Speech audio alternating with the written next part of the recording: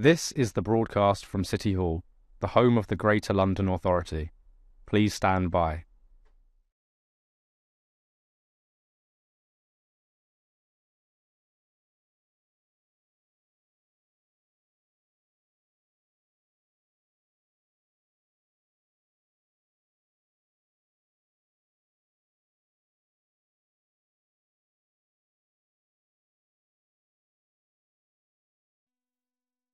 This is the broadcast from City Hall, the home of the Greater London Authority. Please stand by.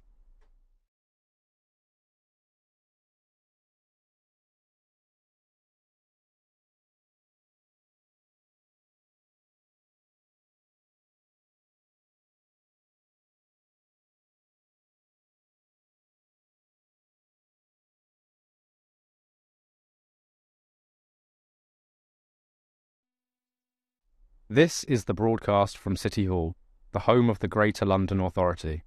Please stand by.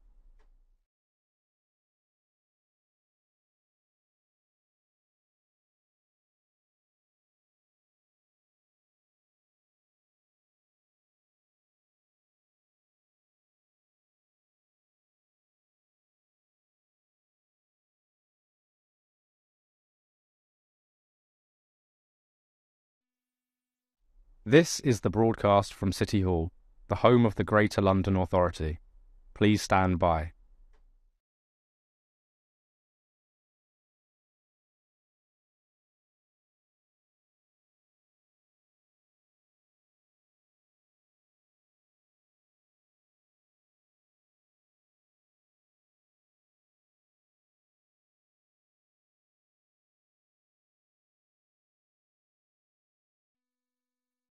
This is the broadcast from City Hall, the home of the Greater London Authority. Please stand by.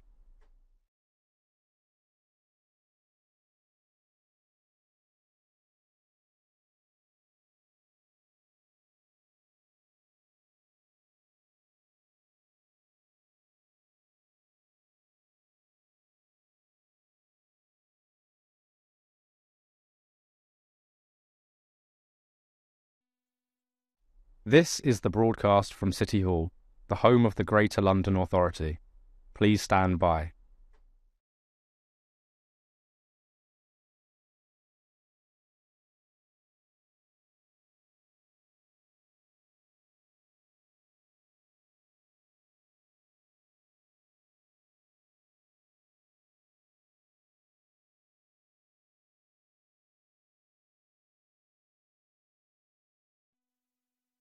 This is the broadcast from City Hall, the home of the Greater London Authority. Please stand by.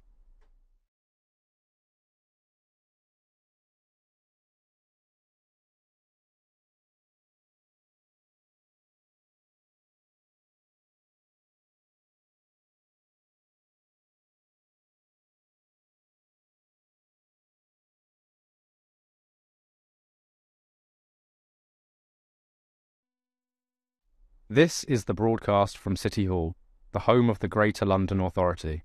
Please stand by.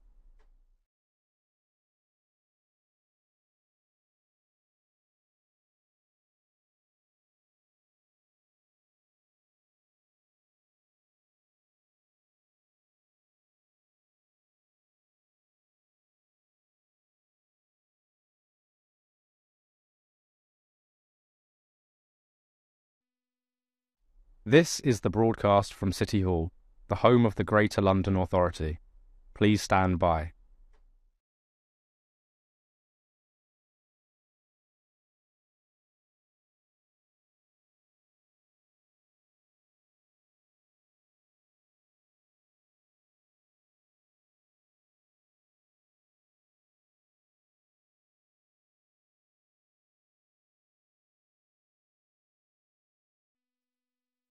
This is the broadcast from City Hall, the home of the Greater London Authority. Please stand by.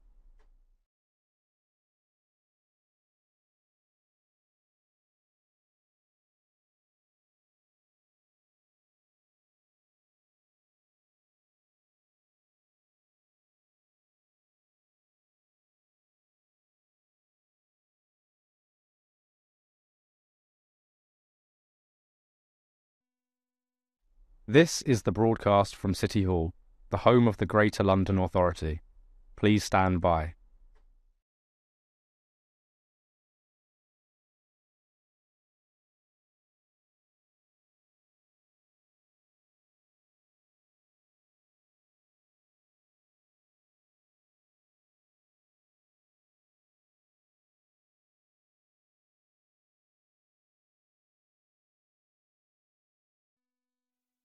This is the broadcast from City Hall, the home of the Greater London Authority.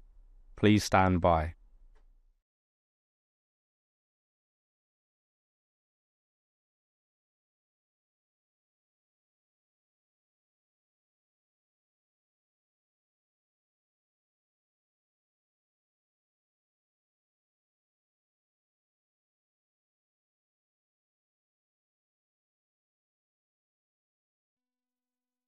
This is the broadcast from City Hall, the home of the Greater London Authority.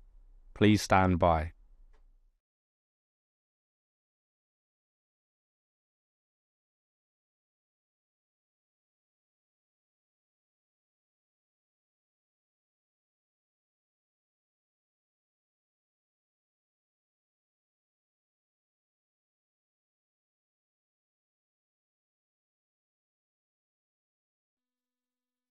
This is the broadcast from City Hall, the home of the Greater London Authority. Please stand by.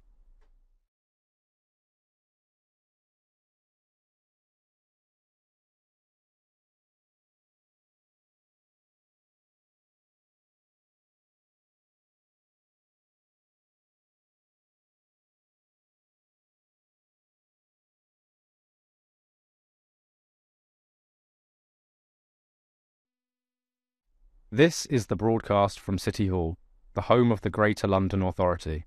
Please stand by.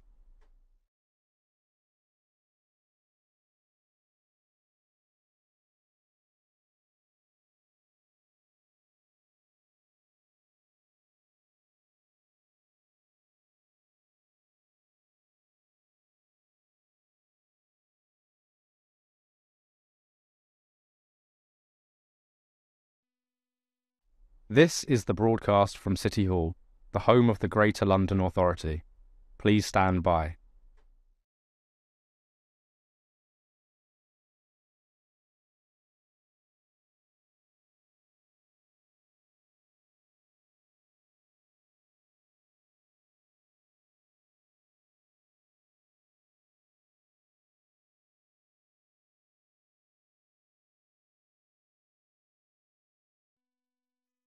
This is the broadcast from City Hall, the home of the Greater London Authority.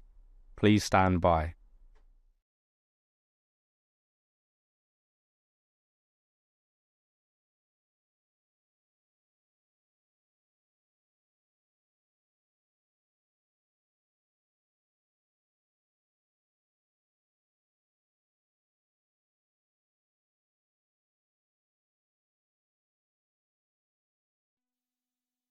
This is the broadcast from City Hall, the home of the Greater London Authority.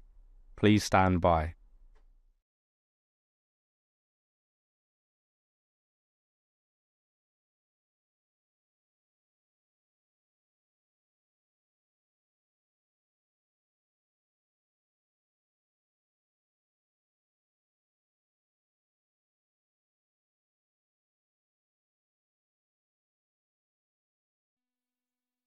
This is the broadcast from City Hall, the home of the Greater London Authority. Please stand by.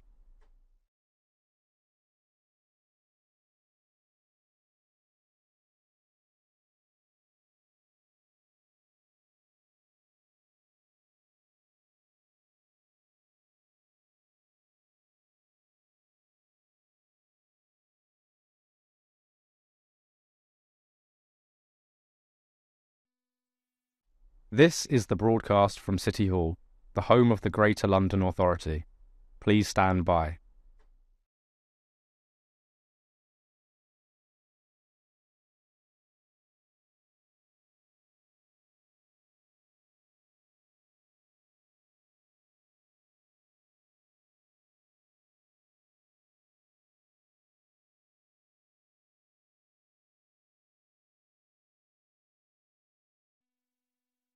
This is the broadcast from City Hall, the home of the Greater London Authority. Please stand by.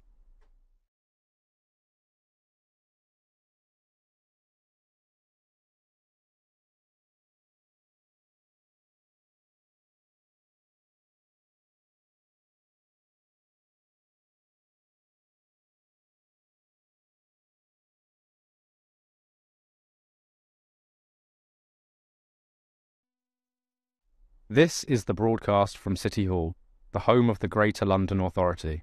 Please stand by.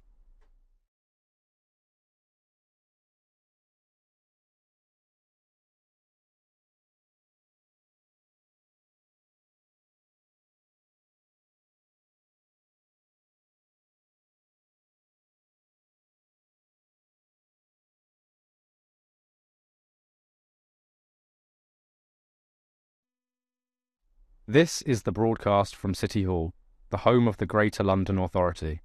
Please stand by.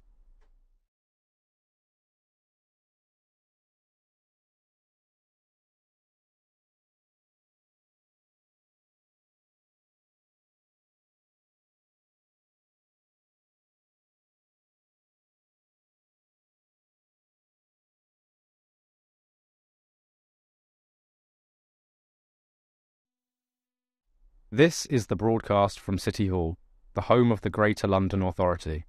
Please stand by.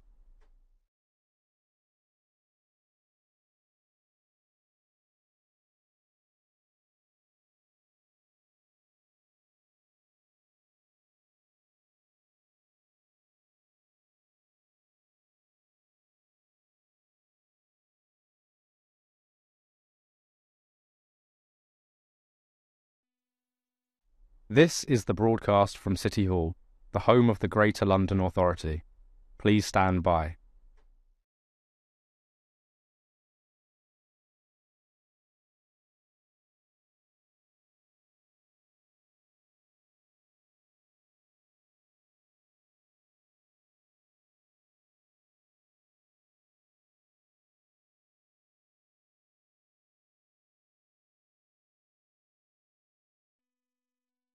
This is the broadcast from City Hall, the home of the Greater London Authority.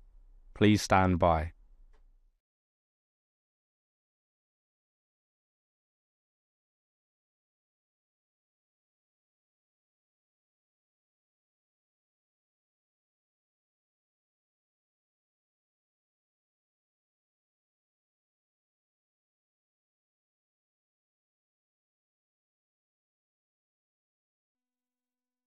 This is the broadcast from City Hall, the home of the Greater London Authority.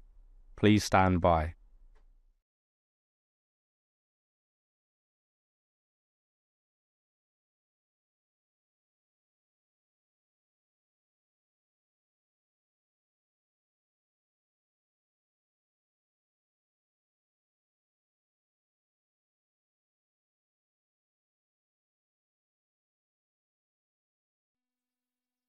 This is the broadcast from City Hall, the home of the Greater London Authority. Please stand by.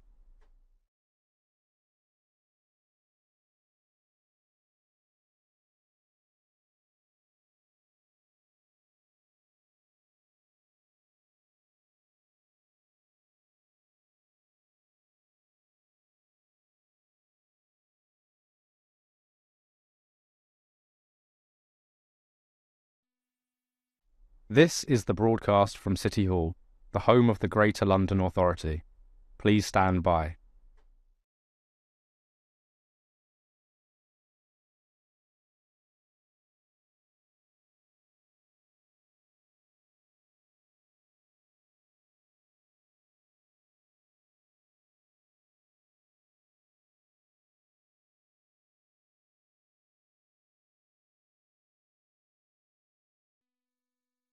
This is the broadcast from City Hall, the home of the Greater London Authority. Please stand by.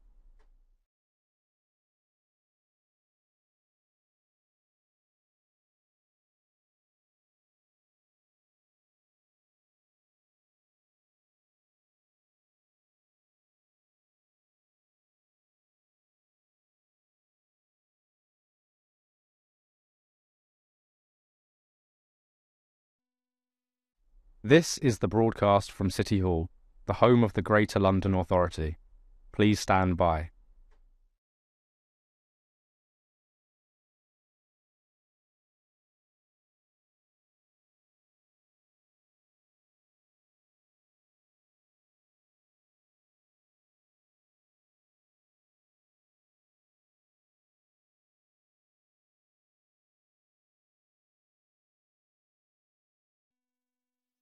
This is the broadcast from City Hall, the home of the Greater London Authority.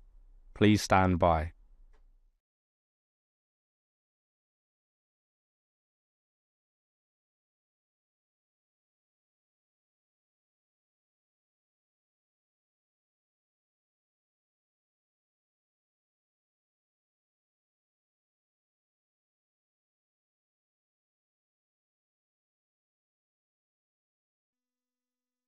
This is the broadcast from City Hall, the home of the Greater London Authority. Please stand by.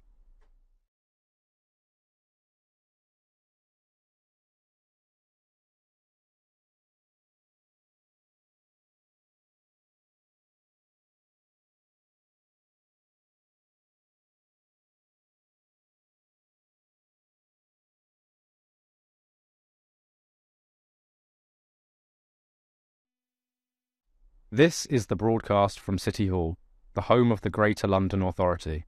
Please stand by.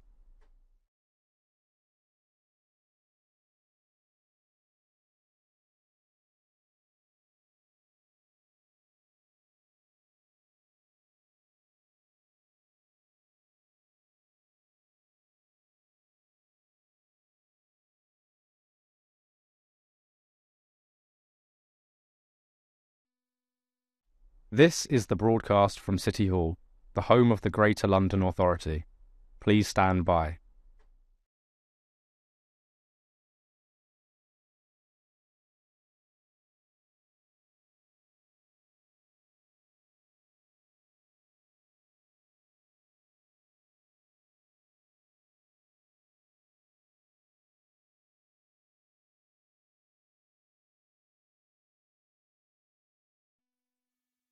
This is the broadcast from City Hall, the home of the Greater London Authority. Please stand by.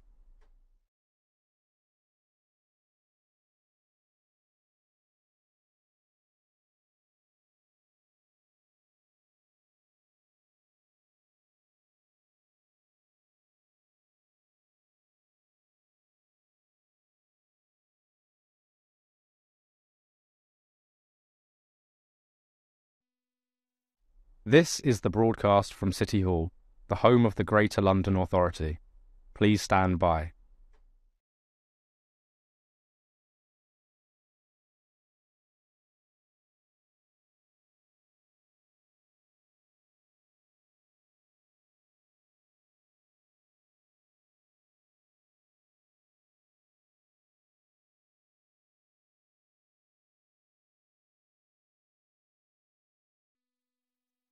This is the broadcast from City Hall, the home of the Greater London Authority. Please stand by.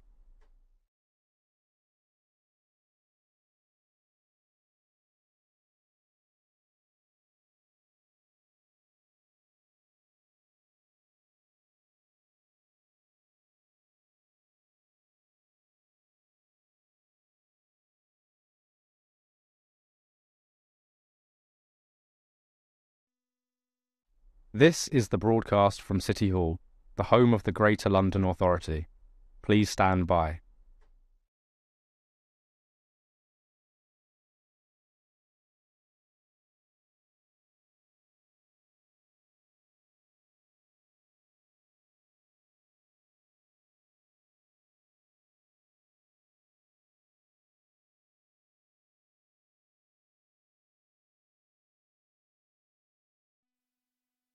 This is the broadcast from City Hall, the home of the Greater London Authority. Please stand by.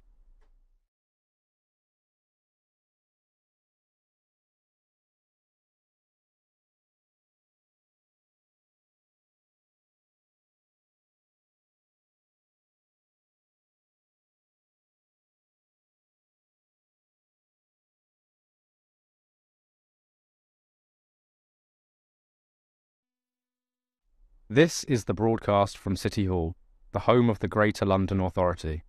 Please stand by.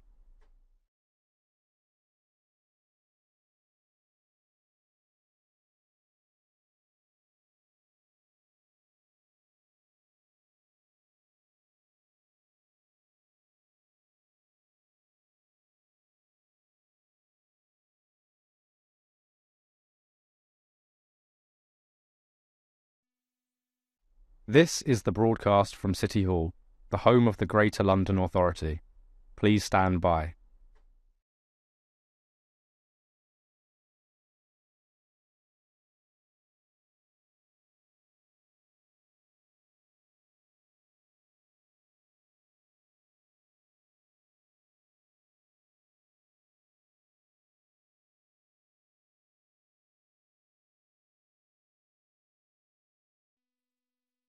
This is the broadcast from City Hall, the home of the Greater London Authority.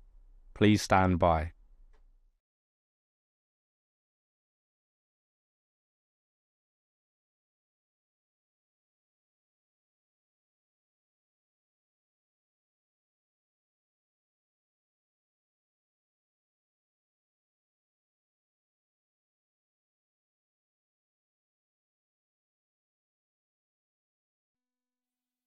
This is the broadcast from City Hall, the home of the Greater London Authority. Please stand by.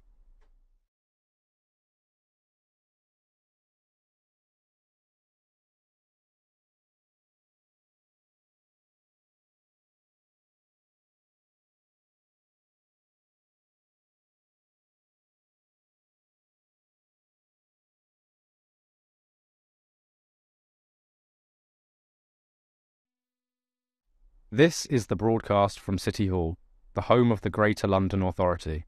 Please stand by.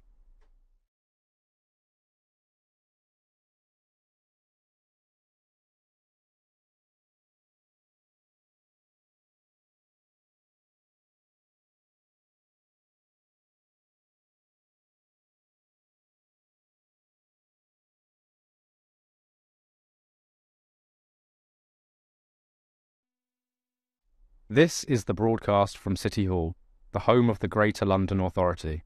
Please stand by.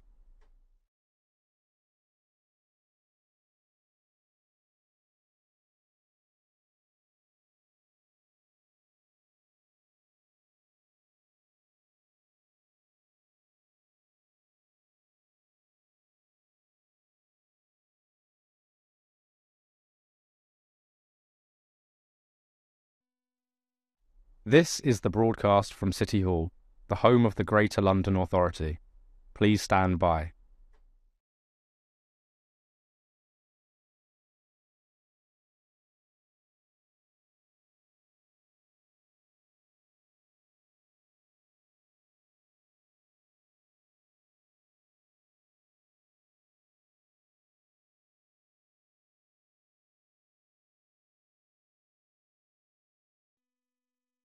This is the broadcast from City Hall, the home of the Greater London Authority. Please stand by.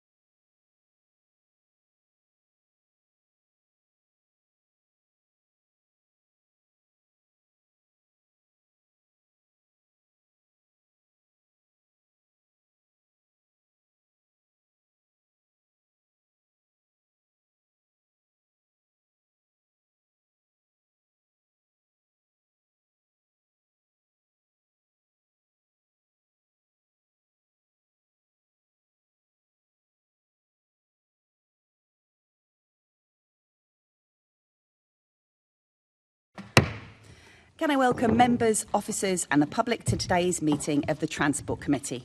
Our main item of business today is a discussion on TfL's Taxi and Private Hire Action Plan 2025. Please make sure that your electronic devices are switched off or to silent mode. And can I ask guests and members to position their microphones so they can be heard clearly? So, towards you. Can I start by asking our clerk, Anna Barlow, if any apologies have been received? Thank you, Chair. Apologies received from Assemblymember Moema, for whom Assemblymember Harani is substituting. Thank you. Assemblymember Turrell will be here, he's just running a bit late. Absolutely fine. Thank you, Assemblymember Prince. Can I ask the committee to note the recommendations set out at item 2 and ask if members have any other interest to declare? Noted. Can I ask the committee to confirm the minutes of the meeting held on the 15th of May 2025 to be signed by me as a correct record? Thank you. Can I ask the committee to note the completed, closed and outstanding actions arising from its previous meetings and the additional correspondence received? Thank you. And we now move on to our main item of business, which is a discussion on TfL's Taxi and Private Hire Action Plan. Just to say, we did hope to have Uber here today, given the evidence that we had from the drivers' organisations in the last meeting, but they were unable to attend. Nevertheless, we're really pleased to welcome TfL representatives to the Chamber for this morning's discussion. So Christina Calderato, Director of Transport Strategy and Policy at TfL, Helen Chapman, Director of Licensing, Regulation and Charging at TfL, and Nick Dent, Director of Customer Operations at TfL. Welcome all of you, thank you. So firstly, before we get onto the meat of taxi and private hire, there was an announcement last week around autonomous vehicles. So we'd just like to take the opportunity while you're here to ask you about TfL's position on that. So Uber has recently announced that it will launch public road trials of fully autonomous vehicles in London next year. Is London ready for driverless vehicles? Christina, is it possible you could give us your view on that? Yeah, sure. So I think our priority at TfL is safety. So that's always going to be absolutely kind of paramount. So that's what we want to make sure when we're looking at how AVs are coming forward, that they are going to kind of contribute and be aligned to achieving Mayor's transport strategy objectives, but really thinking very keenly about that Vision Zero objective. So I think we recognise that there are challenges in kind of legislating for this in a timely way, and we want to make sure that we're working really closely with government and engaging with operators who are thinking of launching as well. So we're aware, obviously, that the government has launched a consultation and a call for evidence, and we will be engaging with both of those to make sure that any AVs sort of coming forward in London are able to do so in a way that supports our wider objectives. Thank you. Can you tell us how are TfL during the trial going to assess the potential safety impact? What processes are you going to go through for that?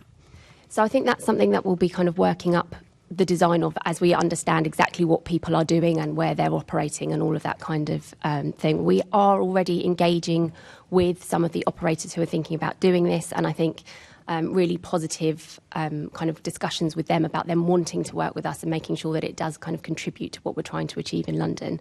So we'll be looking at things like, congestion and safety, and that's that we have seen some evidence from companies about the safety of individual vehicles, but then it's going to be how does that work in a London context? How does it work with other traffic? So all of those things are part of what we're considering now. Fantastic. And you mentioned congestion there. Is there a risk that with autonomous vehicles it will just mean more vehicles on our streets because there are sort of less reasons not to have them? And that's really what we need to be kind of working at, how they work in the overall transport mix. So I think in a similar way to we've talked about in this session before with, car clubs, I think there is a role where you can see that if people don't need to own their own vehicles, having shared fleets that can do trips that need to be made by car could help you reduce traffic and congestion, but that needs to be done in the right way so that we're not just adding more vehicles into the kind of transport mix. So that's what we'll be working on in terms of trying to make sure that we see the right objectives and outcomes from this. And finally from me, I know that a couple of other Assembly members have got supplementary questions. Finally from me, there has been talk from the government that there will be jobs created from the creation, or not entirely sure, but the creation of autonomous vehicles.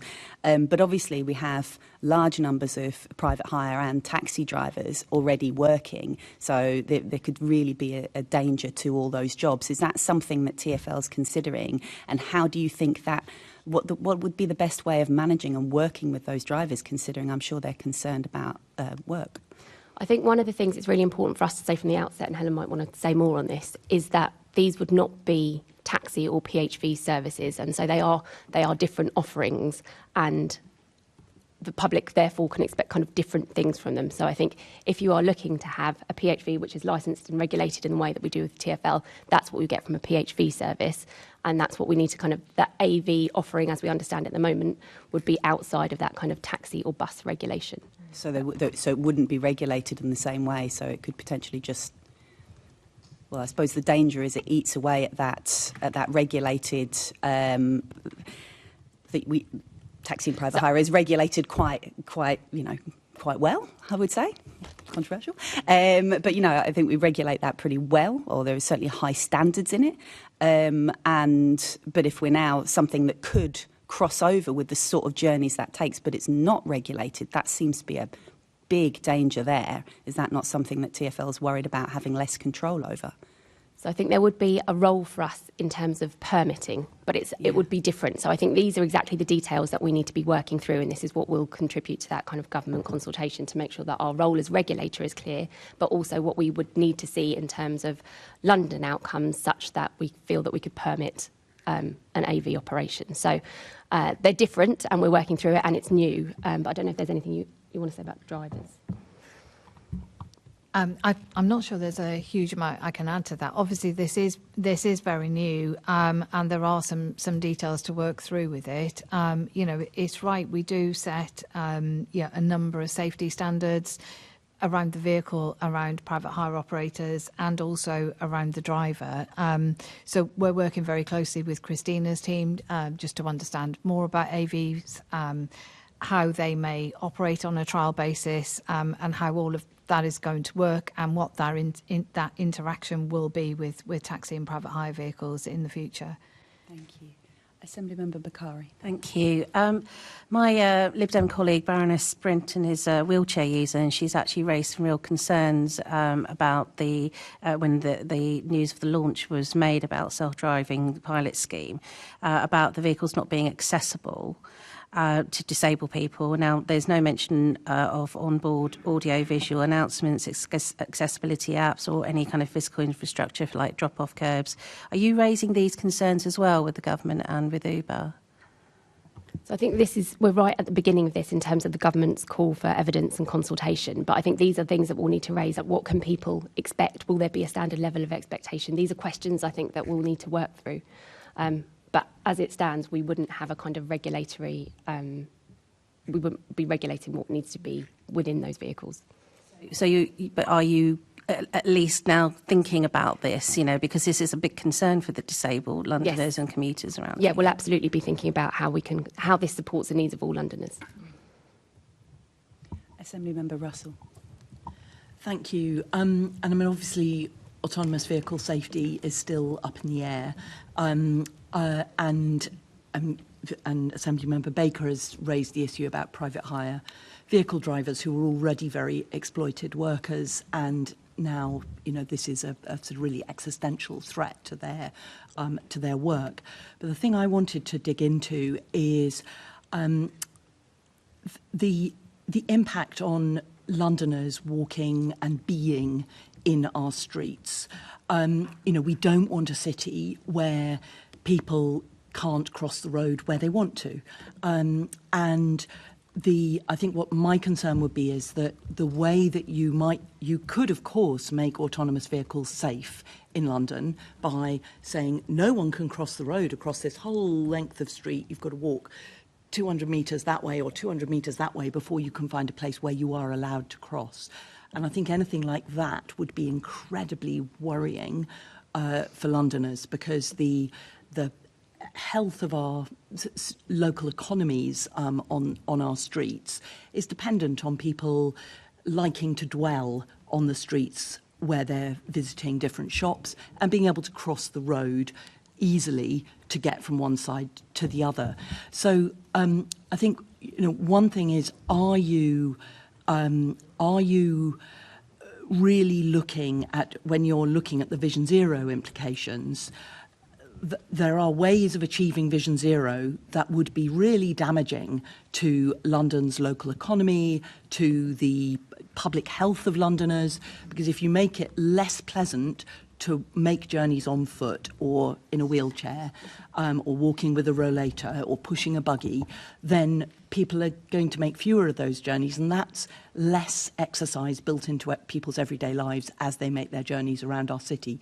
So I think question one is, will you kind of protect the ability of people to cross the road where they want to cross the road? We don't want to see a new jaywalking law brought into the UK from America. We don't have those laws here, and I think there's a lot of people would fiercely protect our not having those kind of laws here. Yeah, so I think Vision Zero and safety is obviously absolutely kind of top priority, but anything we do will need to be aligned with our MTS objectives. The core objective in there, 80% of trips will be made by sustainable means, so walking, cycling, public transport by 2041. So whenever we're talking about how new vehicle technology can help support the MTS objectives, it's within the context of providing for that 20% of trips that needs to be made by car for whatever reason. So just to be absolutely clear, you see autonomous vehicle taxis as part of the 20%? They're not? Yeah. Okay.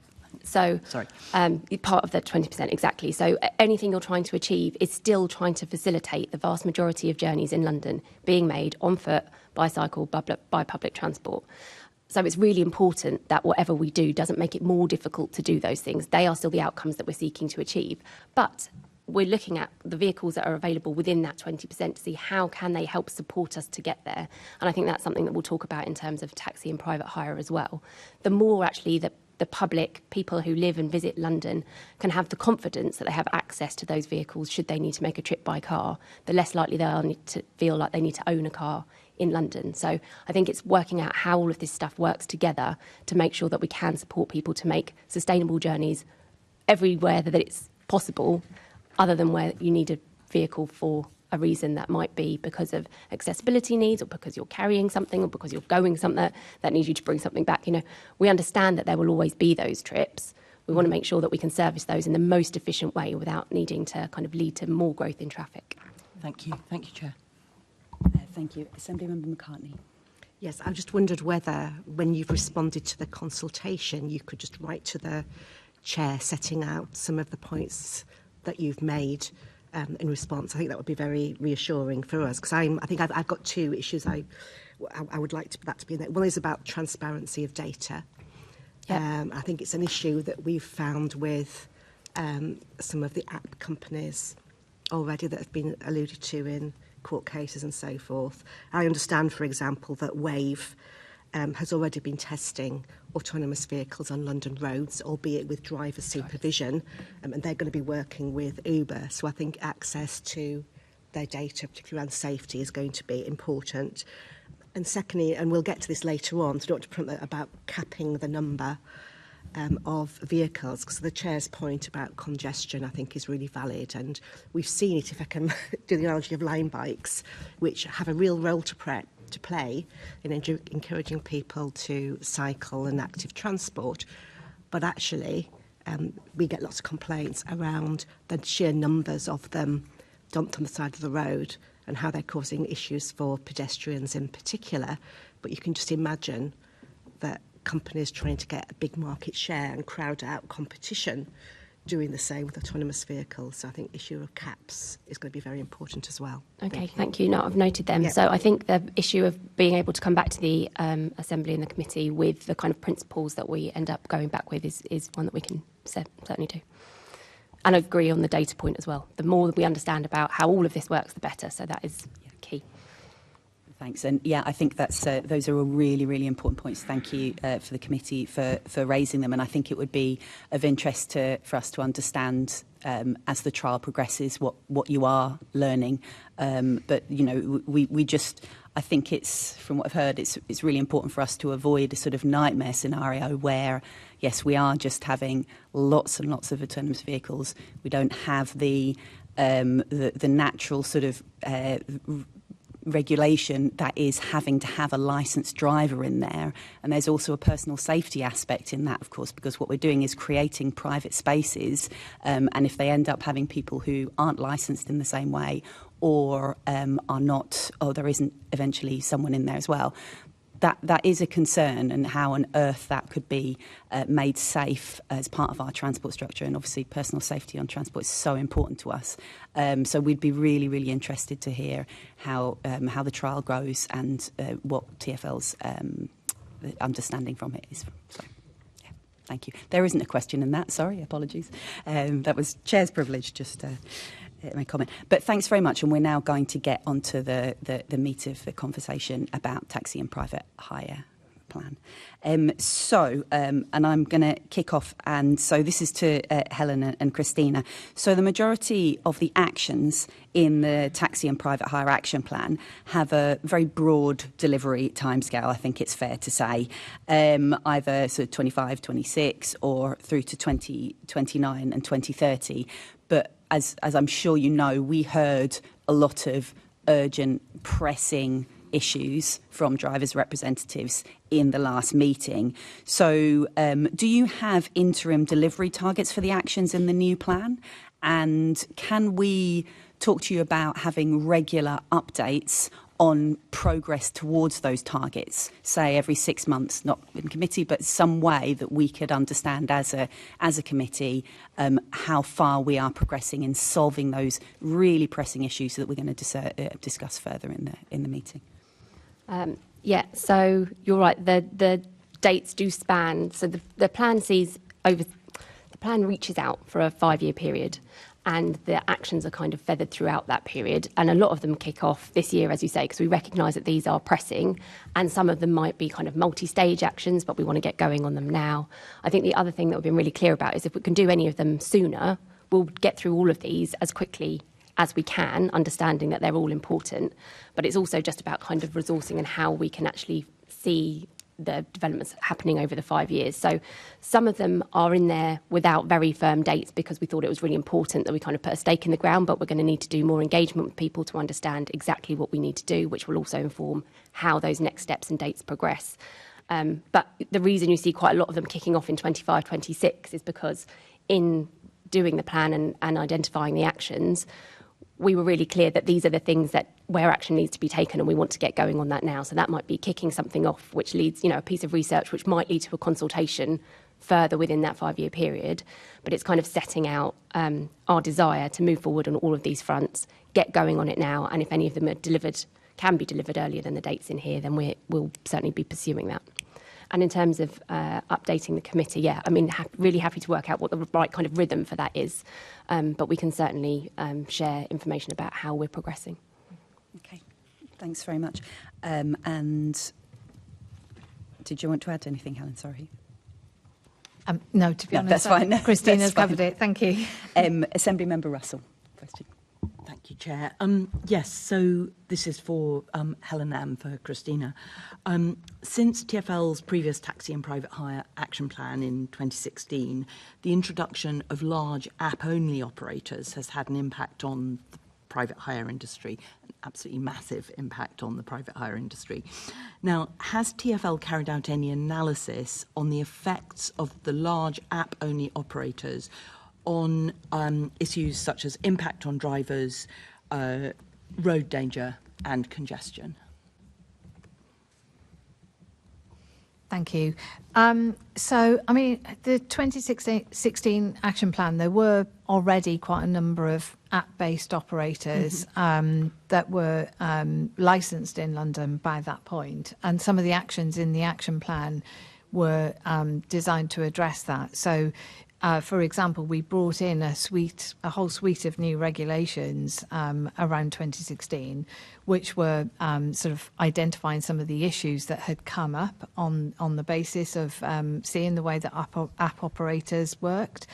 We don't have huge amount of data from the app operators or indeed from any operators, but we do get data from them in terms of how many drivers and vehicles are available to them at any given time. Some high-level booking records and things. But I'll pass to Christina. Can I just before you pass over? So, I mean, obviously New York gets huge amounts of data. It's a condition of licensing. Yes. And that gives them data that enables them to track fatigue. It enables them to check if people are working on different platforms, so they're kind of exceeding the safe working hours, which protects the workers but also protects the public. Yes. There was nothing in the new taxi and private hire action plan about making data a condition of licensing. Isn't that just letting these big companies like Uber off the hook? Well, no, so we need a legislative change in order to be able to collect that data. So New York, so we do talk to New York quite regularly. So New York has the legislative powers in order to collect that data. As it currently stands, we don't in London. Now, some of the app-based operators are very, have shared information with us for specific purposes if we're looking at a specific thing. But it would require a change in legislation in order for us to collect all the same data that New York collects. So surely the Mayor should be lobbying for that in the current devolution discussions to get that, because it seems like, having access to that data would give you an awful lot more power to address some of the harms that come from the way that app-based private hire is working in London. Yeah, so I think, we never say no to getting more information, for sure. But I think some of the harms that you've talked about in terms of driver fatigue and things, there are other specific ways of being able to address that. So as it currently stands, drivers and taxi and private hire drivers are exempt from the European Working Time Directive. And drivers can work for more than one operator at a time. So a number of app-based operators have actually within their own app put measures in place to stop fatigue and drivers working excessive hours. But that doesn't prevent a driver, because the legislation allows drivers to work. And drivers, I think, like that freedom of being able to work on more than one app and being able to work for more than one operator at a time. And that may be because the way the apps are working is they feel they have to work on multiple platforms in order to be able to earn enough money to pay the bills, to pay for the cost of their car and the insurance and everything else. But I'm just surprised that there's not more appetite to actually get that data to help you to manage the impacts. Yes, let Christina. Yeah, so in terms of kind of looking at what the outcomes and the impacts are of certain business models, in a way that's, in policy terms, what we're interested in is the outcomes of the way transport, changes to transport are affecting outcomes on London's transport networks and on London's roads here, we're talking about particularly. So in a sense, what I'd be looking at is the composition of the traffic, how PHVs are changing within that composition, rather than looking at particular app-based operators, if you like. So it's looking at how we take policy decisions that help us get to the right outcomes, which is about, regulations or all our suite of policy measures. So it's less about operators and more about outcomes. So we take a kind of outcome-led approach in terms of how we develop policy. Okay, but even so, but taking an outcomes-led approach, surely it's still useful to have access to the data. Sorry, definitely. So having data is really helpful, and I think that's part of us having a really good relationship as far as we can with the trade, engaging with them working with us to understand. The more that we can understand the way that their business models are working, the more that we understand about how drivers operate, the more that we understand how where drivers are working, when they're working, how they interact with the apps, the better we are able to kind of understand that and base our own decision making off it, if you like. So having the evidence is definitely helpful. That's something that we at the moment do through engagement. it would be, that's not necessarily the best way to get a consistent level of data. And as Helen said, we'd always like more. So yeah, I'm definitely not saying that it wouldn't be helpful. Okay. The more data we have, the better it is, the better we understand it. But actually looking at the data that we have in terms of traffic, how it's moving around, the demand, all of those things, we're still able to kind of take that evidence-based approach to try and get to the outcomes we want. The more inputs we have to that, the better. Okay, thank you. And then just finally, one quick question.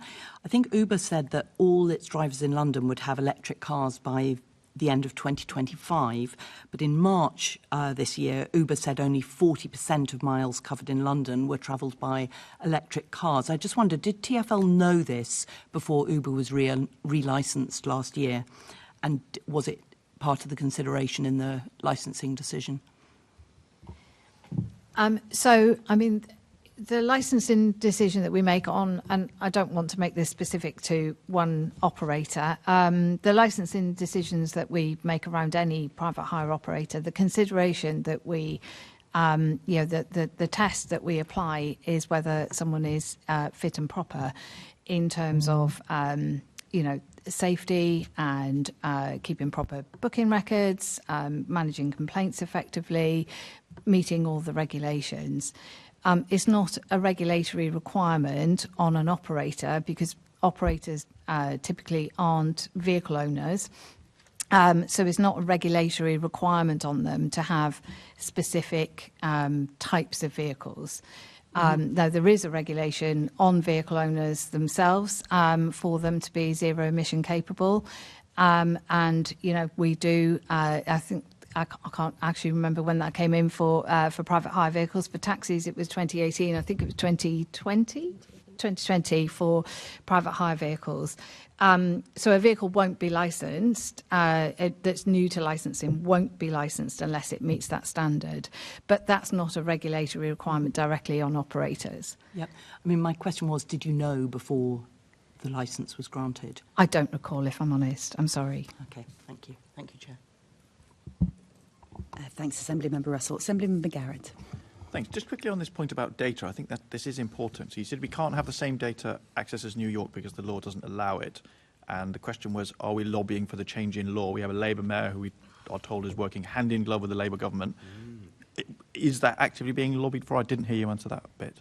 Oh, right, sorry. I didn't mean not to answer it. We have put our legislative asks in the action plan. I can't actually recall the specifics around data.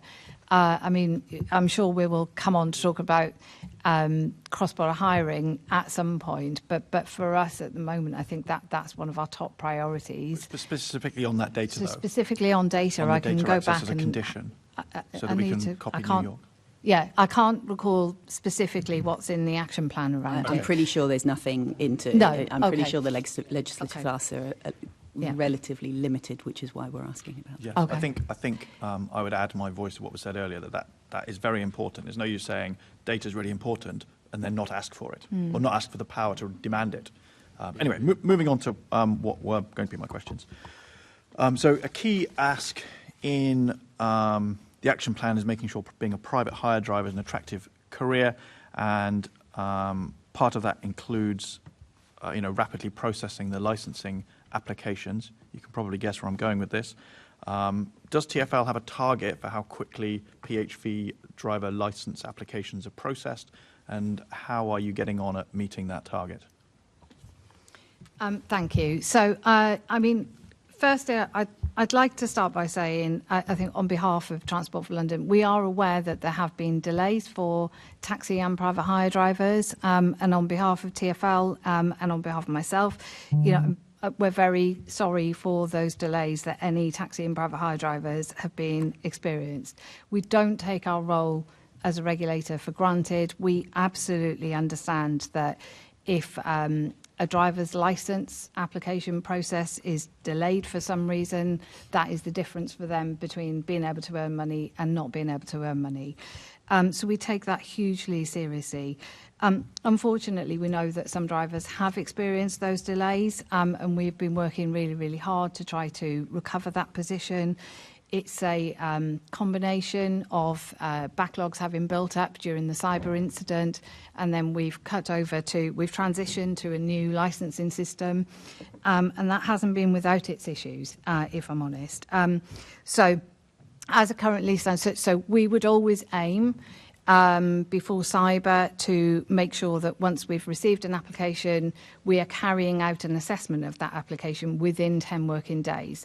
That doesn't always mean the driver will then be relicensed in 10 working days, because that very much depends whether we're waiting for medical information or the DBS, or if they still need to sit one of the SERU assessments.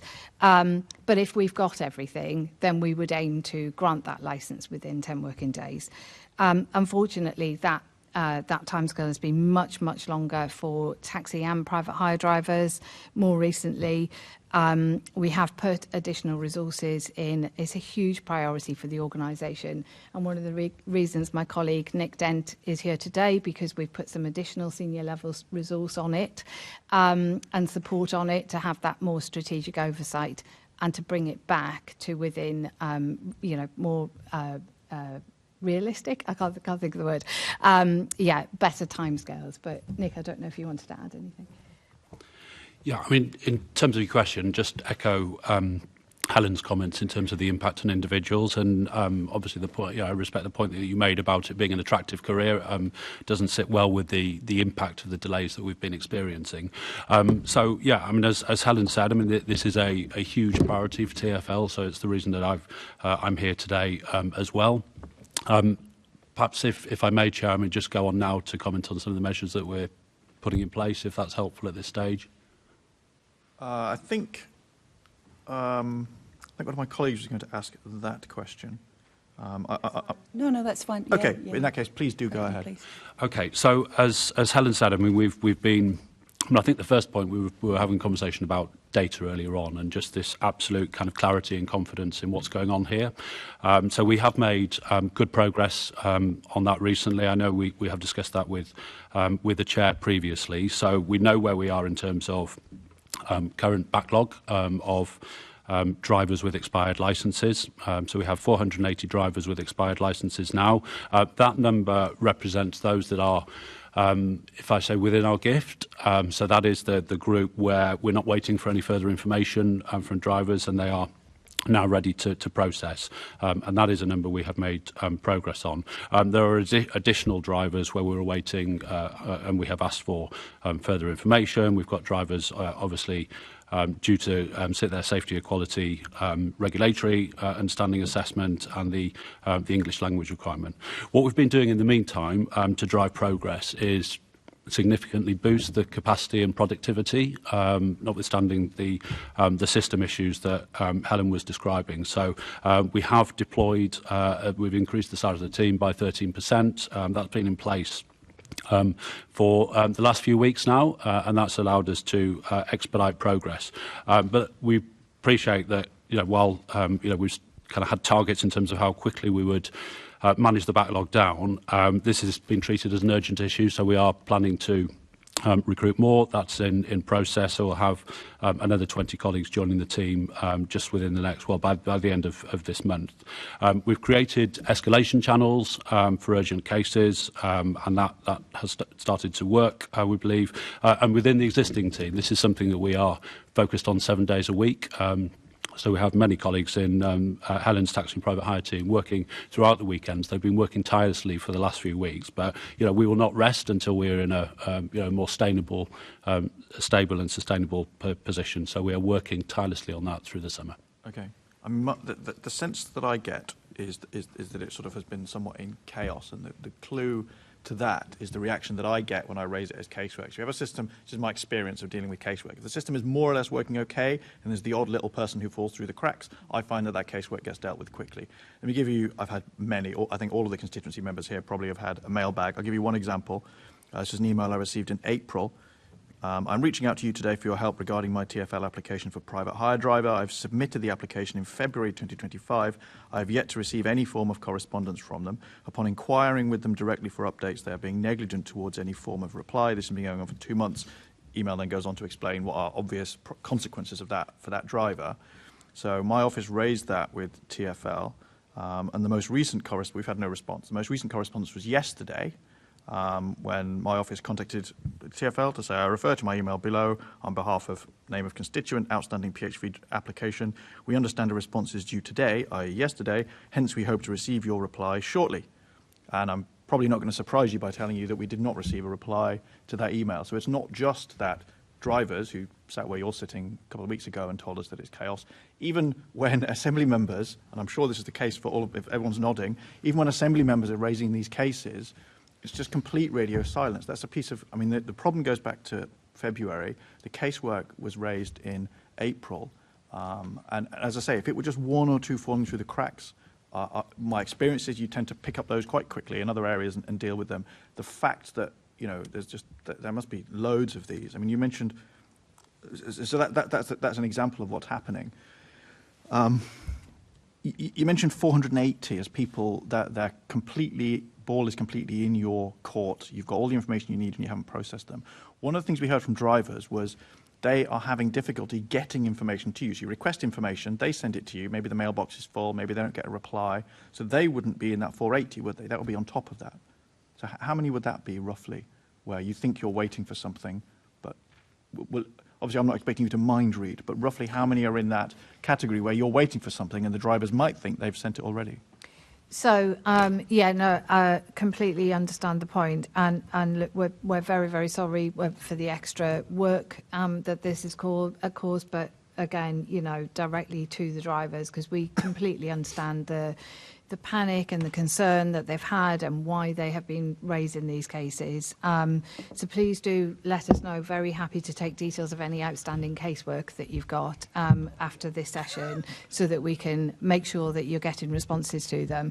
In response to that specific question, I think, sorry, just before we move on to that other issue, I appreciate your offer to kind of effectively escalate the casework, but it will already be, realistically, only a minority of the people having a problem who contact their assembly member. I understood, okay. Yes. I completely understand that. In terms of that sort of wider population where we think we are waiting for information, I think as of yesterday there were around about 1,400 drivers that are sitting in that. I think if you go back a few weeks, that was a higher number, and we also, you know, we were aware and cognizant of the fact that we had, tens of thousands possibly of emails outstanding.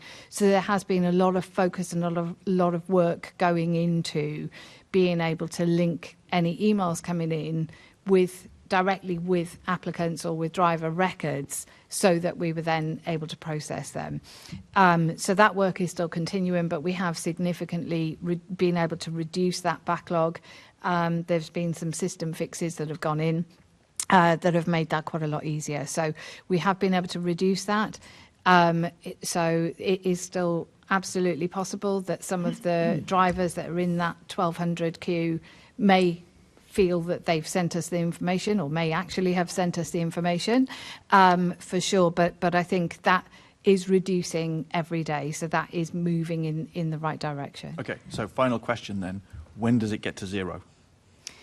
It's a very good question. Yeah, I'm happy to take that. So the other point, I'm not sure that we addressed your question about the timeliness of response and correspondence. So that is unacceptable if people are not receiving responses to queries. So that is something we have prioritised within the team to make sure that we are, we acknowledged, of course, the delays, but people do need to understand what's going on with their case. So that is a priority issue.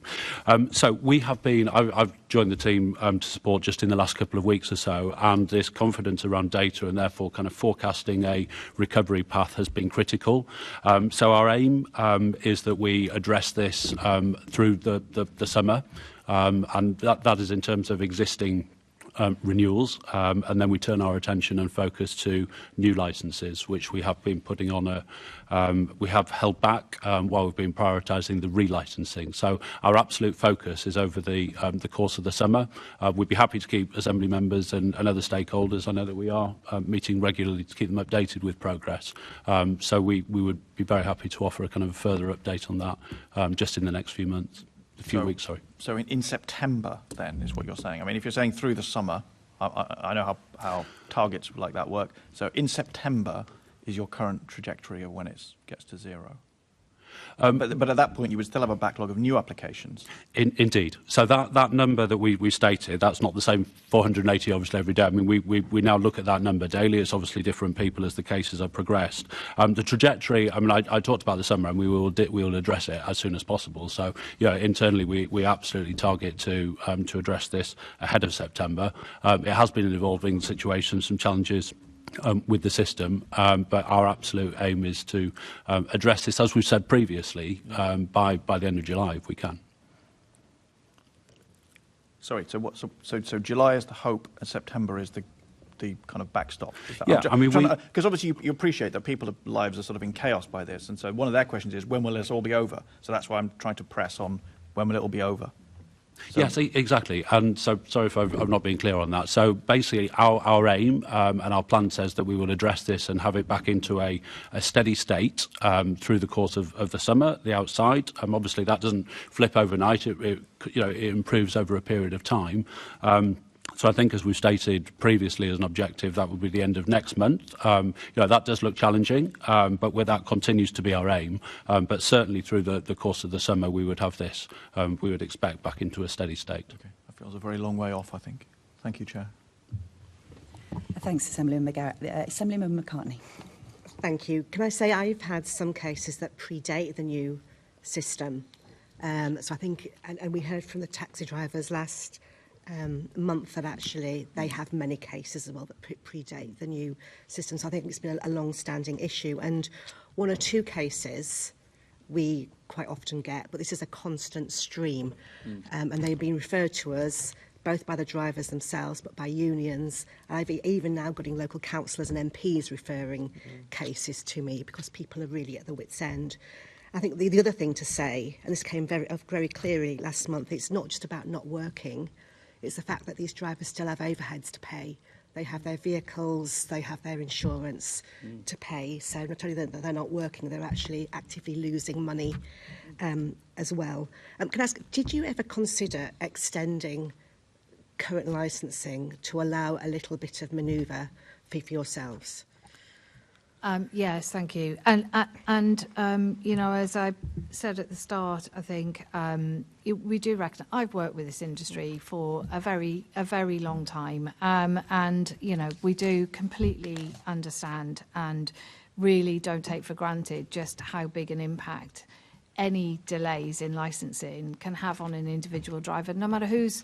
No matter whether that's a TfL hold-up or a DBS hold-up, or indeed we're waiting for information from the driver, some of that is sort of irrelevant to the fact that that driver can't work, can't earn, can't pay the bills. So we really, really do recognise that.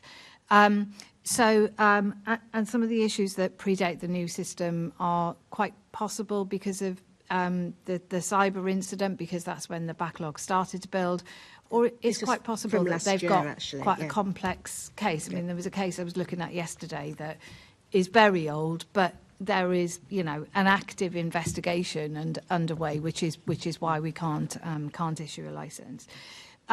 So in terms of the system, yes, I mean we did and we had previously extended, but the contract was the contract had expired, so there wasn't any further capacity to be able to extend it any further. And, the new system that's live, I think, there have obviously been issues. But I think once that is bedded into steady state, that will bring a lot of benefits to drivers. There are far more self-service options. They'll be able to see and track the progress of their application online.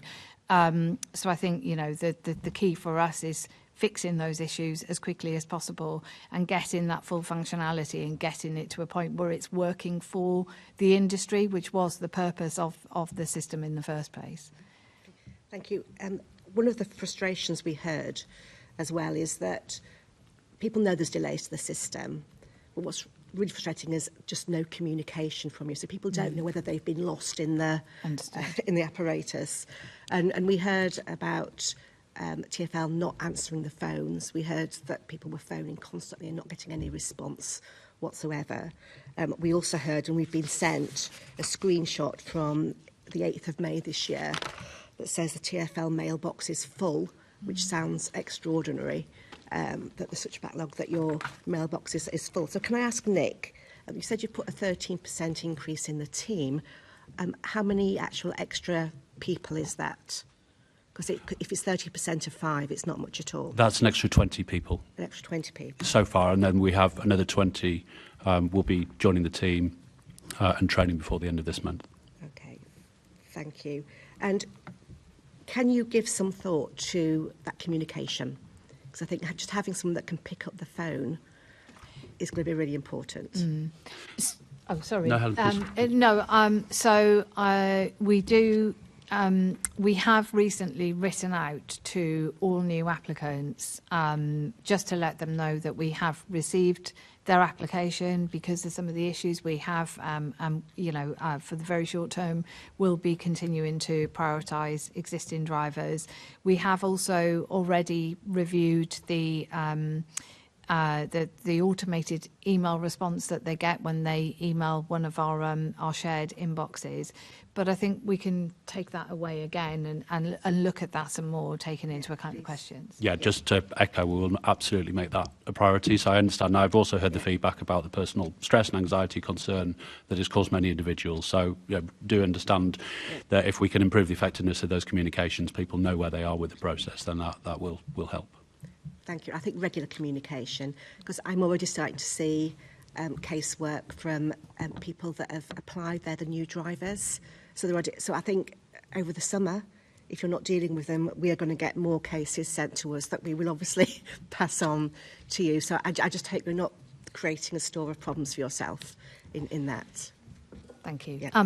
I was just going to add very briefly as well, we have also issued just over 1,000 short-term licences, so 3-month licences for private hire drivers. And we are in the process of running a report to see if there are more drivers that are eligible for a short-term licence. So I think that number is going to be around 300 more. Might be slightly less than 300, which should be going out in the next few days.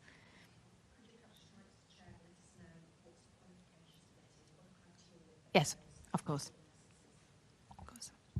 Thank you. Although I know you've been issuing those short-term licences for a little while now, and if we don't get on top of the backlog, you'll have to reissue them all because they'll be at the end of 3 months. So anyway, Assemblymember Hourani. That was exactly what I was going to ask. So I am now getting cases where people have been issued those short-term licences, but actually the anxiety levels are creeping up with those individuals because the date for expiry for those are coming up and they still don't have an outcome on their long-term application. With that in mind, have you considered actually giving longer short-term licences just so that that can be managed? Because as you can imagine, and I think we've heard from quite a few Assembly members now about how it's impacting people. It's their livelihood. They don't have any other ways of earning. So is that being looked at again? Well, no. So actually, for the short-term licences, certainly for the first batch of short-term licences, and I think for the vast majority, if not all of the second batch of short-term licences that we've issued, we are actually in a position where we have now fully processed their application. We're waiting. We need a system change to go in so that we can grant them their longer-term licence, but that is on the way to them. So they have been processed already, and this is just a case of getting the system change in so that we can finalise that process for them. So can we pick up the point on communication for that cohort as well? Because I can show you emails last week from someone who has a licence expiring in July and is just really worried with it creeping up and their short-term licence obviously running out soon, but actually having that anxiety about how they're going to meet the rent next month. Yeah, sorry, we will do, just to be clear. Sorry, thank you. Assemblymember Desai, did you want to come in as well? No. Okay, no worries. Emails as well. Yeah, I know. No, and I'm sure we speak on behalf of not all of the Transport Committee, but all Assembly members. We all have inboxes with this casework. And I'd just like to say, look, I appreciate the level of transparency that we've had today in terms of the numbers, in terms of the problem you're facing. It has been months that we've been, and you've also been receiving very distressed messages from drivers who are not able to, earn a living, and strong representations from Assembly members through that time as well. And I just don't really understand why we couldn't have had this level of transparency about the scale of the problem, which is still significant. 480 drivers with waiting for expired licences that don't have end, because my experience has been when raising this systemic problem is that I've had a lot of pointing at, yes, some of the cases are really complex, some of them are to do with DBS, so you wouldn't want to mess around with DBS, would you? No.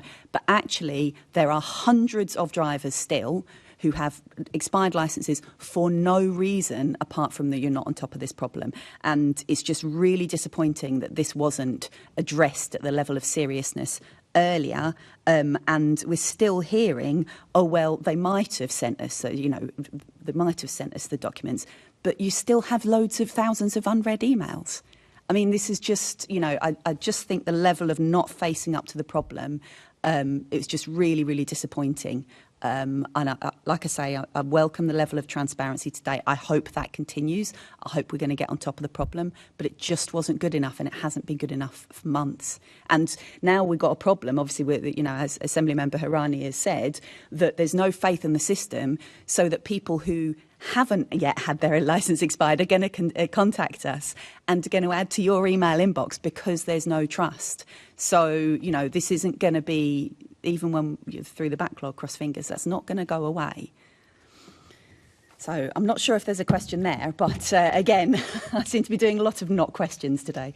Perhaps if I could just, I acknowledged all of those points. And I think in terms of what's happened over recent weeks and months, there frankly hasn't been kind of the level of confidence given the system issues in terms of the confidence there. But please be assured there's no attempt to not be transparent about it. So we bring that today because the numbers, because we have greater confidence in them and a kind of a clearer plan to manage this going forward. But be assured this is and has been an absolute priority for the organisation. The Commissioner, the Chief Operating Officer are across this on a daily basis. It is an absolute priority for us. Okay, and I think we'd probably welcome seeing those numbers ongoing. To see that backlog genuinely go down. Yes, of course. And I'd also, if people are interested, just extend the invitation. If anybody wants to have a closer look at the process, understand how it works, then we'd be happy to host a session if that would be helpful for anybody. We'll ask about that, and we'll take it up if people are interested. Thank you.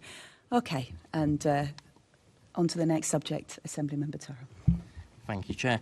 Just very quickly on the licensing to UNIC. Actually, I spoke to a private hire vehicle driver this morning who's new to private hire vehicle. She told me that actually the process took so long that her DBS check actually expired, and she had to go and then pay another 60-odd quid to get another one done. In cases like this, where drivers have had increased costs put on them because of the delay, will there be compensation issued to those drivers? We could look at that on a case-by-case basis, yes. Thank you. Now on to my actual questions. Does TfL, so this is to Helen and Christina, so I should have said, does TfL monitor private hire earnings to ensure that they are at level to make this an attractive career and mitigate against the need for drivers to work long hours? Thank you for the question. So I think some of this probably comes back to the data point that we talked about a bit earlier. No, we don't. We would love to get more data and to understand how, the working patterns of individual taxi and private hire drivers. I think they would feel quite reluctant to share that with us, if I'm honest, for a whole range of different reasons. So no, I mean we do, and Christina's far better placed to talk about this than me. But we do obviously monitor roads in terms of congestion and have an understanding about different types of vehicles and times a day. But that's not down to a granular level of individual drivers. Yeah, and I think probably important to say that we obviously would have no control over what PHV driver earnings are. But I think, as you say, understanding that's better. Also, I should just say, I'm sorry I couldn't do this quickly enough in response to the previous question, but there is a legislative ask around mandating data sharing in the plan. It's under Action 7. So I just couldn't locate it quickly enough last time, but it is in there and it's formed part of our correspondence with the government. So yeah, we don't have that information. We couldn't influence that in any event, but understanding more about the patterns and how the employers work would be useful. Thank you for those. So yeah, I'm going to. What impact does the use of algorithmic pricing by the app-only operators have on earnings, safety, and congestion? Thank you. So again, I think that's just information that we don't hold as a regulator. We are aware and we hear probably more from passengers than from drivers about the impact of price increases. We've got a safety concern around that from a passenger perspective. If that's late at night or if it's a vulnerable person and the price of the journey is suddenly shot up, what does that mean in terms of consequences? But we don't specifically hold that data to be able to answer the question more broadly, I'm afraid. I think what we do in terms of how we're monitoring it, so we wouldn't necessarily know what the algorithm is doing, but we can look at demand, we can understand where it is and when it is. And I think some of the previous policies we've introduced around PHVs, for example, when we removed the congestion charge discount for PHVs, one of the reasons for that is because we could tell, not because the data was being shared, but because we went and did our own analysis, was that about a third of vehicles circulating were empty. And I think that's because, people know that there are jobs that are going to be coming up and they're circulating, waiting to get those jobs. So one of the changes that we were able to make then and engage with the trade and understand what we thought would happen was by changing that discount, it meant that PHV operators kind of specialised their fleets so that the trips and the demand were still being met, but it was being met by fewer vehicles. We had less circulating traffic. So we have our own kind of research and data and analysis, which we use to inform that. Again, if we had additional information, we'd be able to understand that from an operator point of view. But we find our own ways to get the data that we need to inform the decisions that we need to make. Thanks. Assemblymember McCartney. Thank you. One of the things we heard last month from drivers was the lack of transparency about how much they were earning compared to how much the app companies were actually charging. And I'm just wondering whether you would ask for more transparency in that. And in particular, I liken this to recent legislation around tipping in restaurants. Even if you have an option to tip your driver on the apps, and yet the drivers tell us they don't know whether they get all of that, a percentage of it, or whatever. But it does seem to me an analogous situation that TfL should certainly be asking for more transparency and perhaps be asking for legislation to enable that tips do go to the drivers. Is that something that you've considered before? I think it's worthwhile doing some work on it because I think it's really important. This isn't something that's specifically come up, and I don't think it came up during our engagement with the taxi and private hire trade, and we obviously engaged with driver representatives as well while we were considering what actions to put in the plan. But it is something we can take away and give some thought to. Thank you.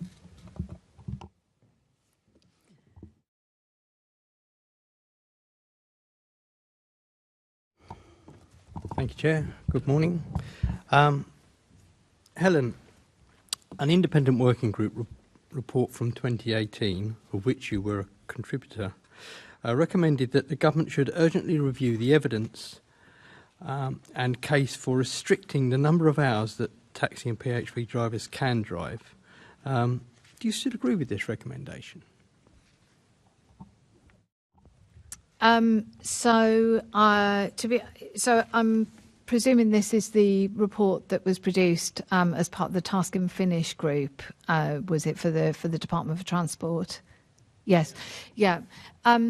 So, I mean, there were a large number of recommendations in that report. I don't recall this one specifically around restricting the number of hours, although we would always advocate from a safety perspective that we feel that drivers, should not work excessive hours and be driving for excessive hours because of the fatigue. But I know the report also goes on to talk about capping of vehicles and also some recommendations around cross-border hiring as well.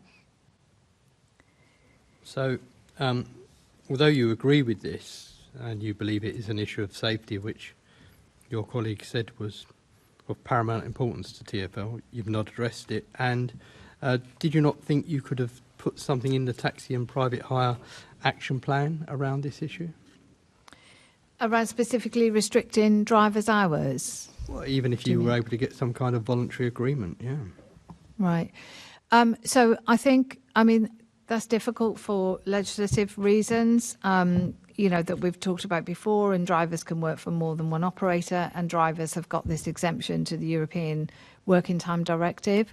So I think this would need to be looked at on a much more national basis rather than something specifically we could do in London. So it's not part of your policy asks then?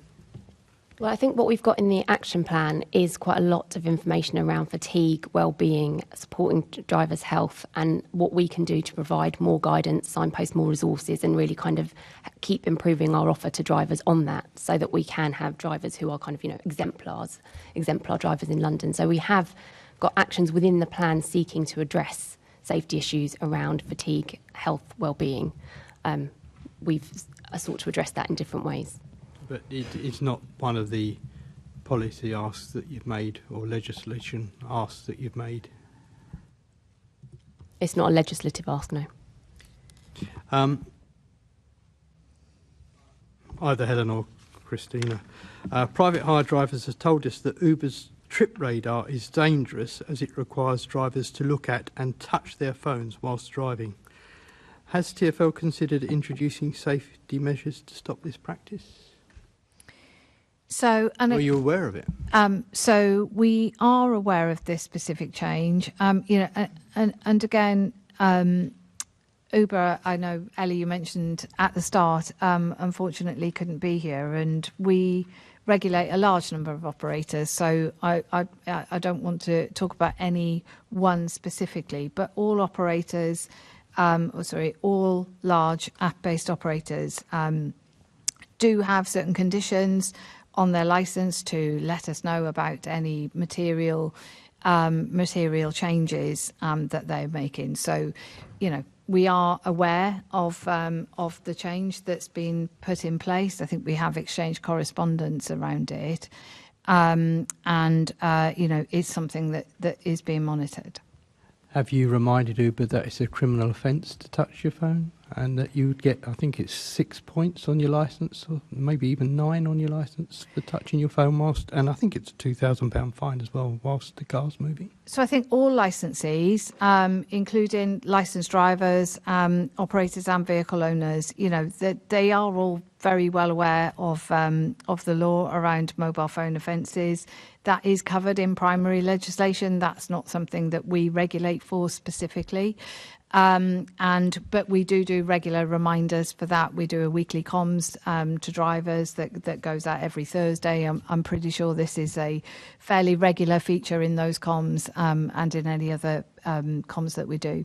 But have you written, as you're so safety minded, as you keep telling us, although no evidence of that, have you written to Uber and reminded them that in the United Kingdom this is an offence and that they're encouraging drivers to commit an offence?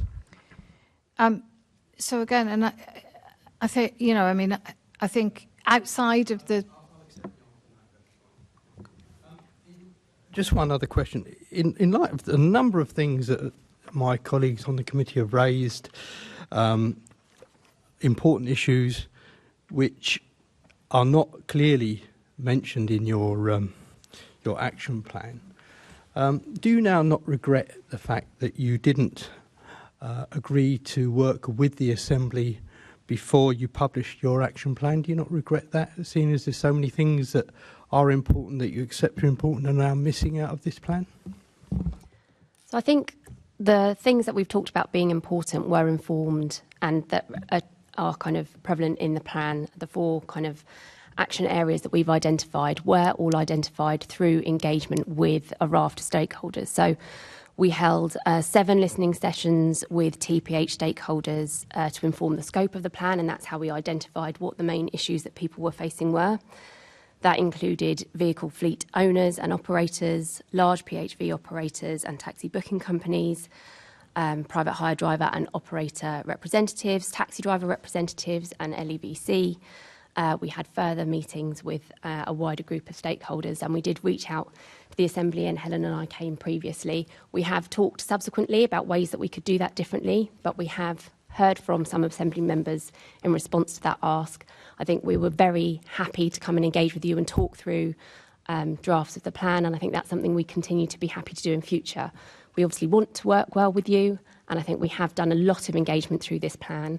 We've engaged with both the trade, people who use taxi and private hire services, and wider stakeholders, and this really has been the product of some really helpful collaborative engagement. So we would welcome any future engagement from the Assembly Committee. Well, I think we would welcome that as well, but it's a shame it didn't happen. Thank you. Assembly Member Russell. Yeah, I just want to briefly pick up on the point about exemplar drivers. We've got a situation where we've got big app-based private hire companies who are operating in a way that is really challenging for drivers. It's challenging for their well-being, it's challenging for their ability to earn enough money to pay the cost of their vehicle, to pay the cost of insurance, and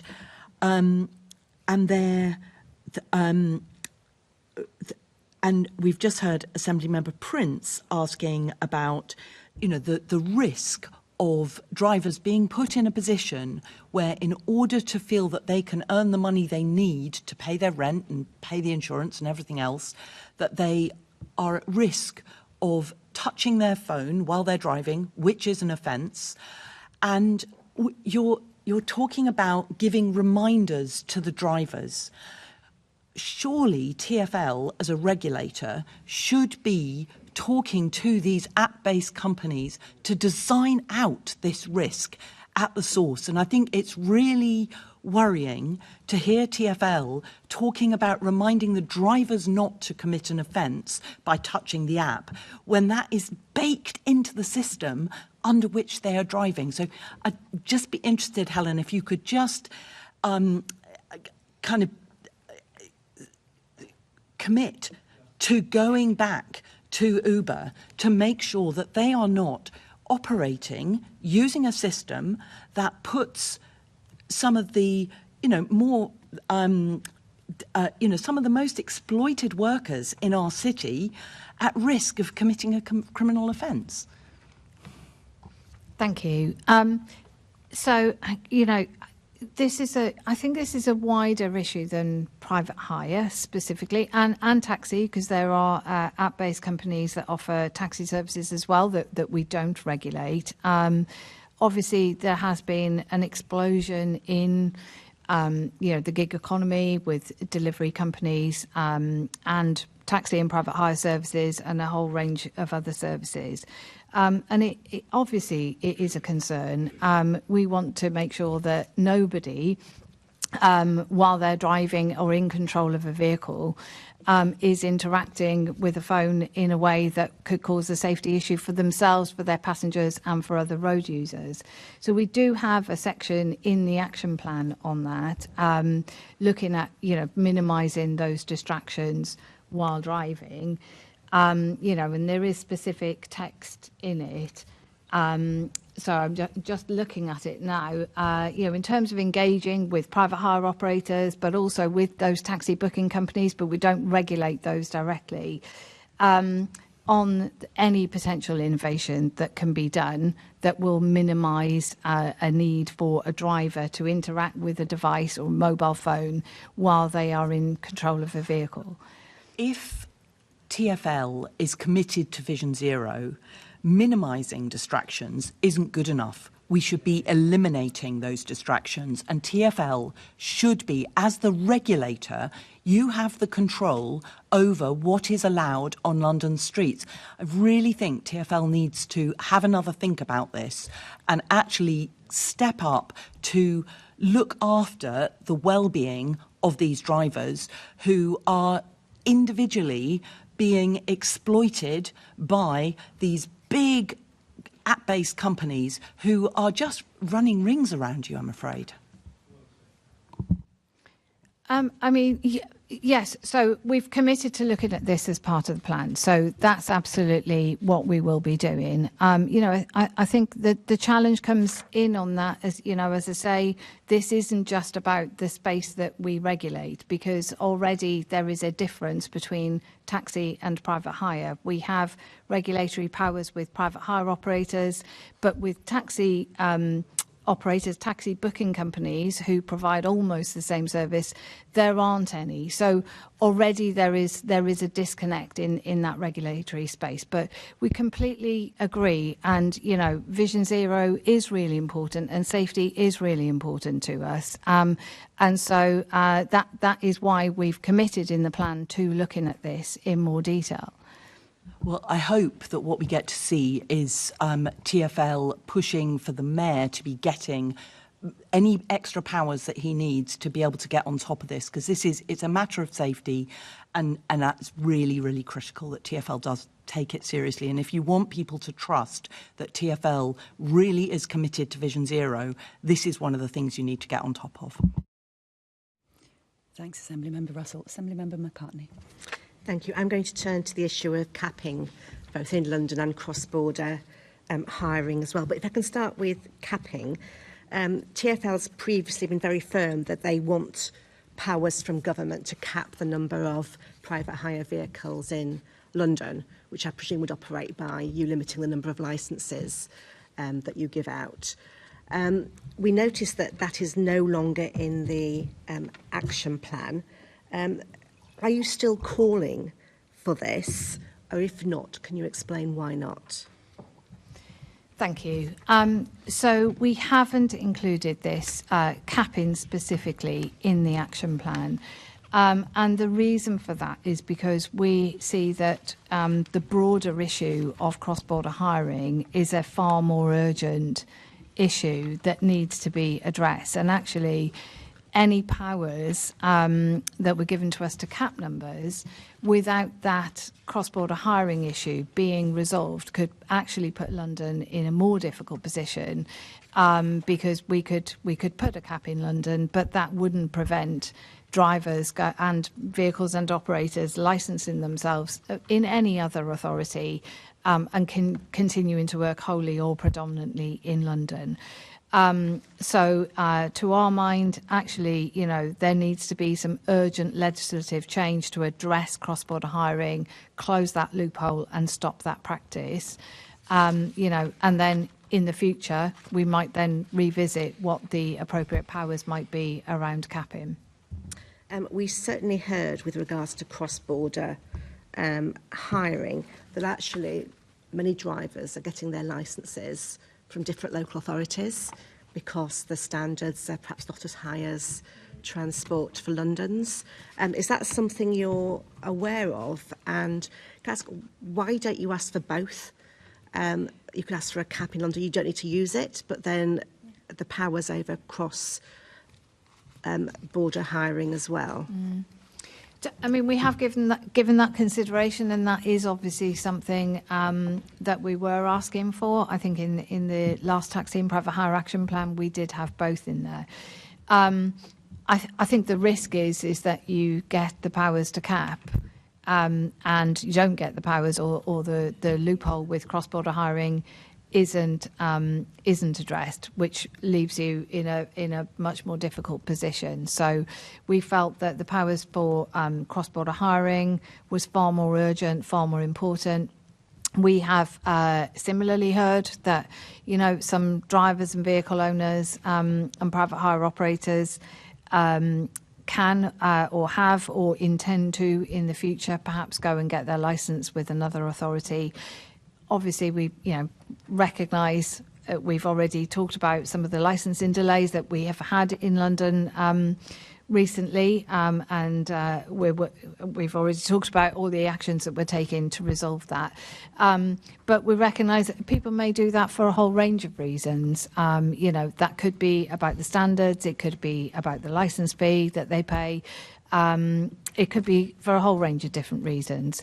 But for us, we feel that we really want the government to introduce some legislative changes so that closes that loophole. We wrote a policy paper in 2018, which is on our website. I think we have already shared it with the Assembly, but very happy to share it again. We put forward a range of different policy proposals around how you could close the loophole. And for us, I think it's been referred to as the potential ABBA solution, so A to B and B to A. So a journey should either start or end in the authority for which there is a licence. And I know that, the government has raised about environmental concerns, which is why we've sort of proposed that if the journey starts or ends, then actually that journey could be full in both directions. So we still feel that would work really well, and that's something we continue to call on government to give us.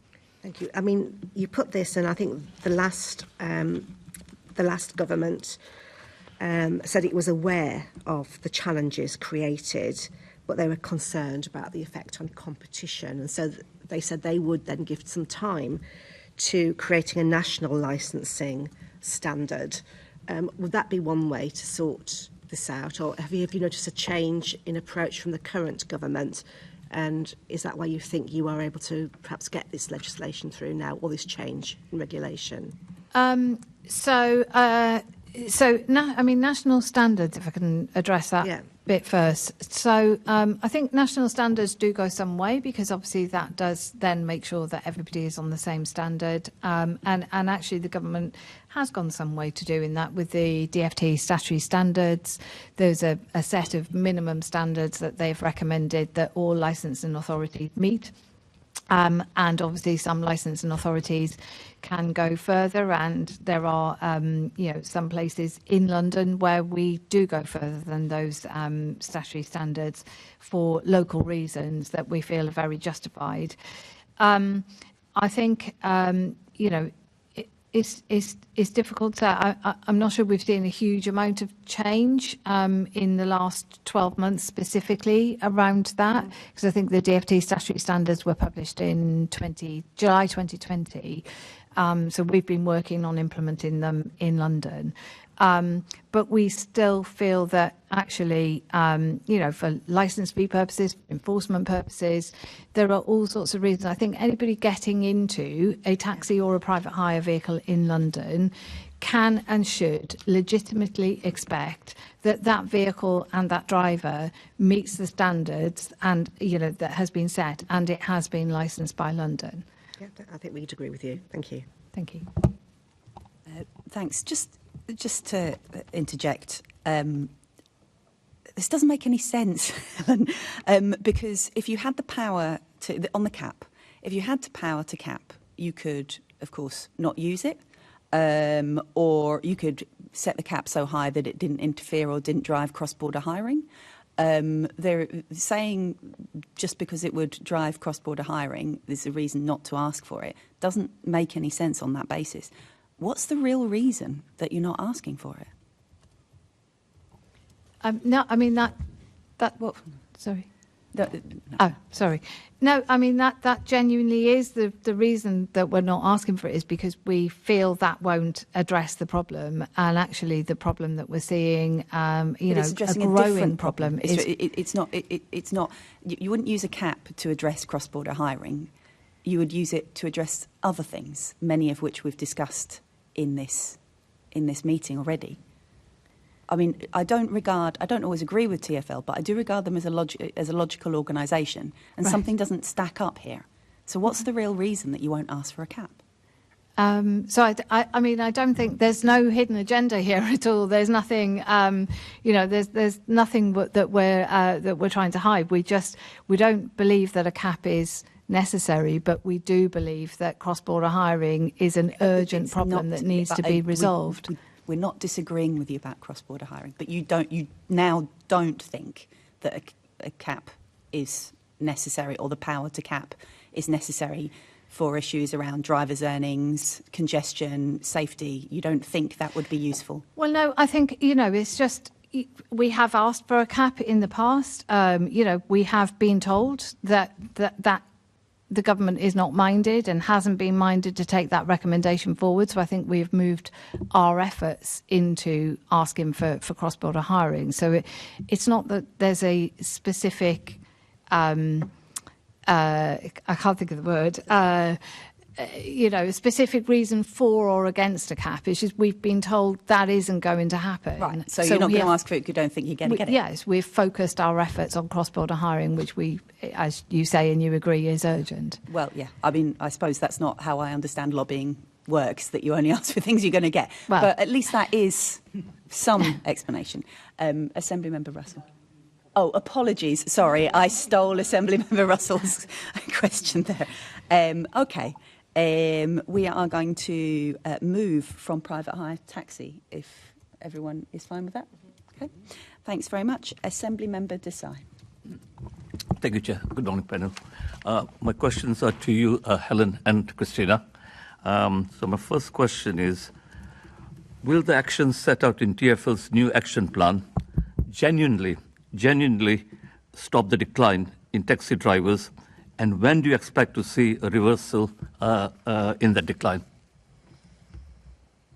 Yeah, so we've worked closely with our stakeholders throughout this process to try and understand exactly what the barriers are to people wanting to take up careers as drivers, and that is what we're seeking to address through the action plan. So throughout all the kind of actions that we've got in there, we think that we've identified the right things that will help make sure that taxi driving, or taxi and PHV driving, both offer attractive careers to people, that they're open to people, that we understand what barriers different groups might face when considering whether they want to enter either the taxi trade or the private hire industry, and that we try and make sure that those issues around affordability, around safety, around welfare, that we are taking action to address those so that people really can see that this offers a really good, stable, long-term career. And I think the other thing that we've tried to be really clear about in the plan, which all of the stakeholders were asking for, was that commitment to what is the role of taxis and PHV in London's transport mix. And I think we've tried to set out the vision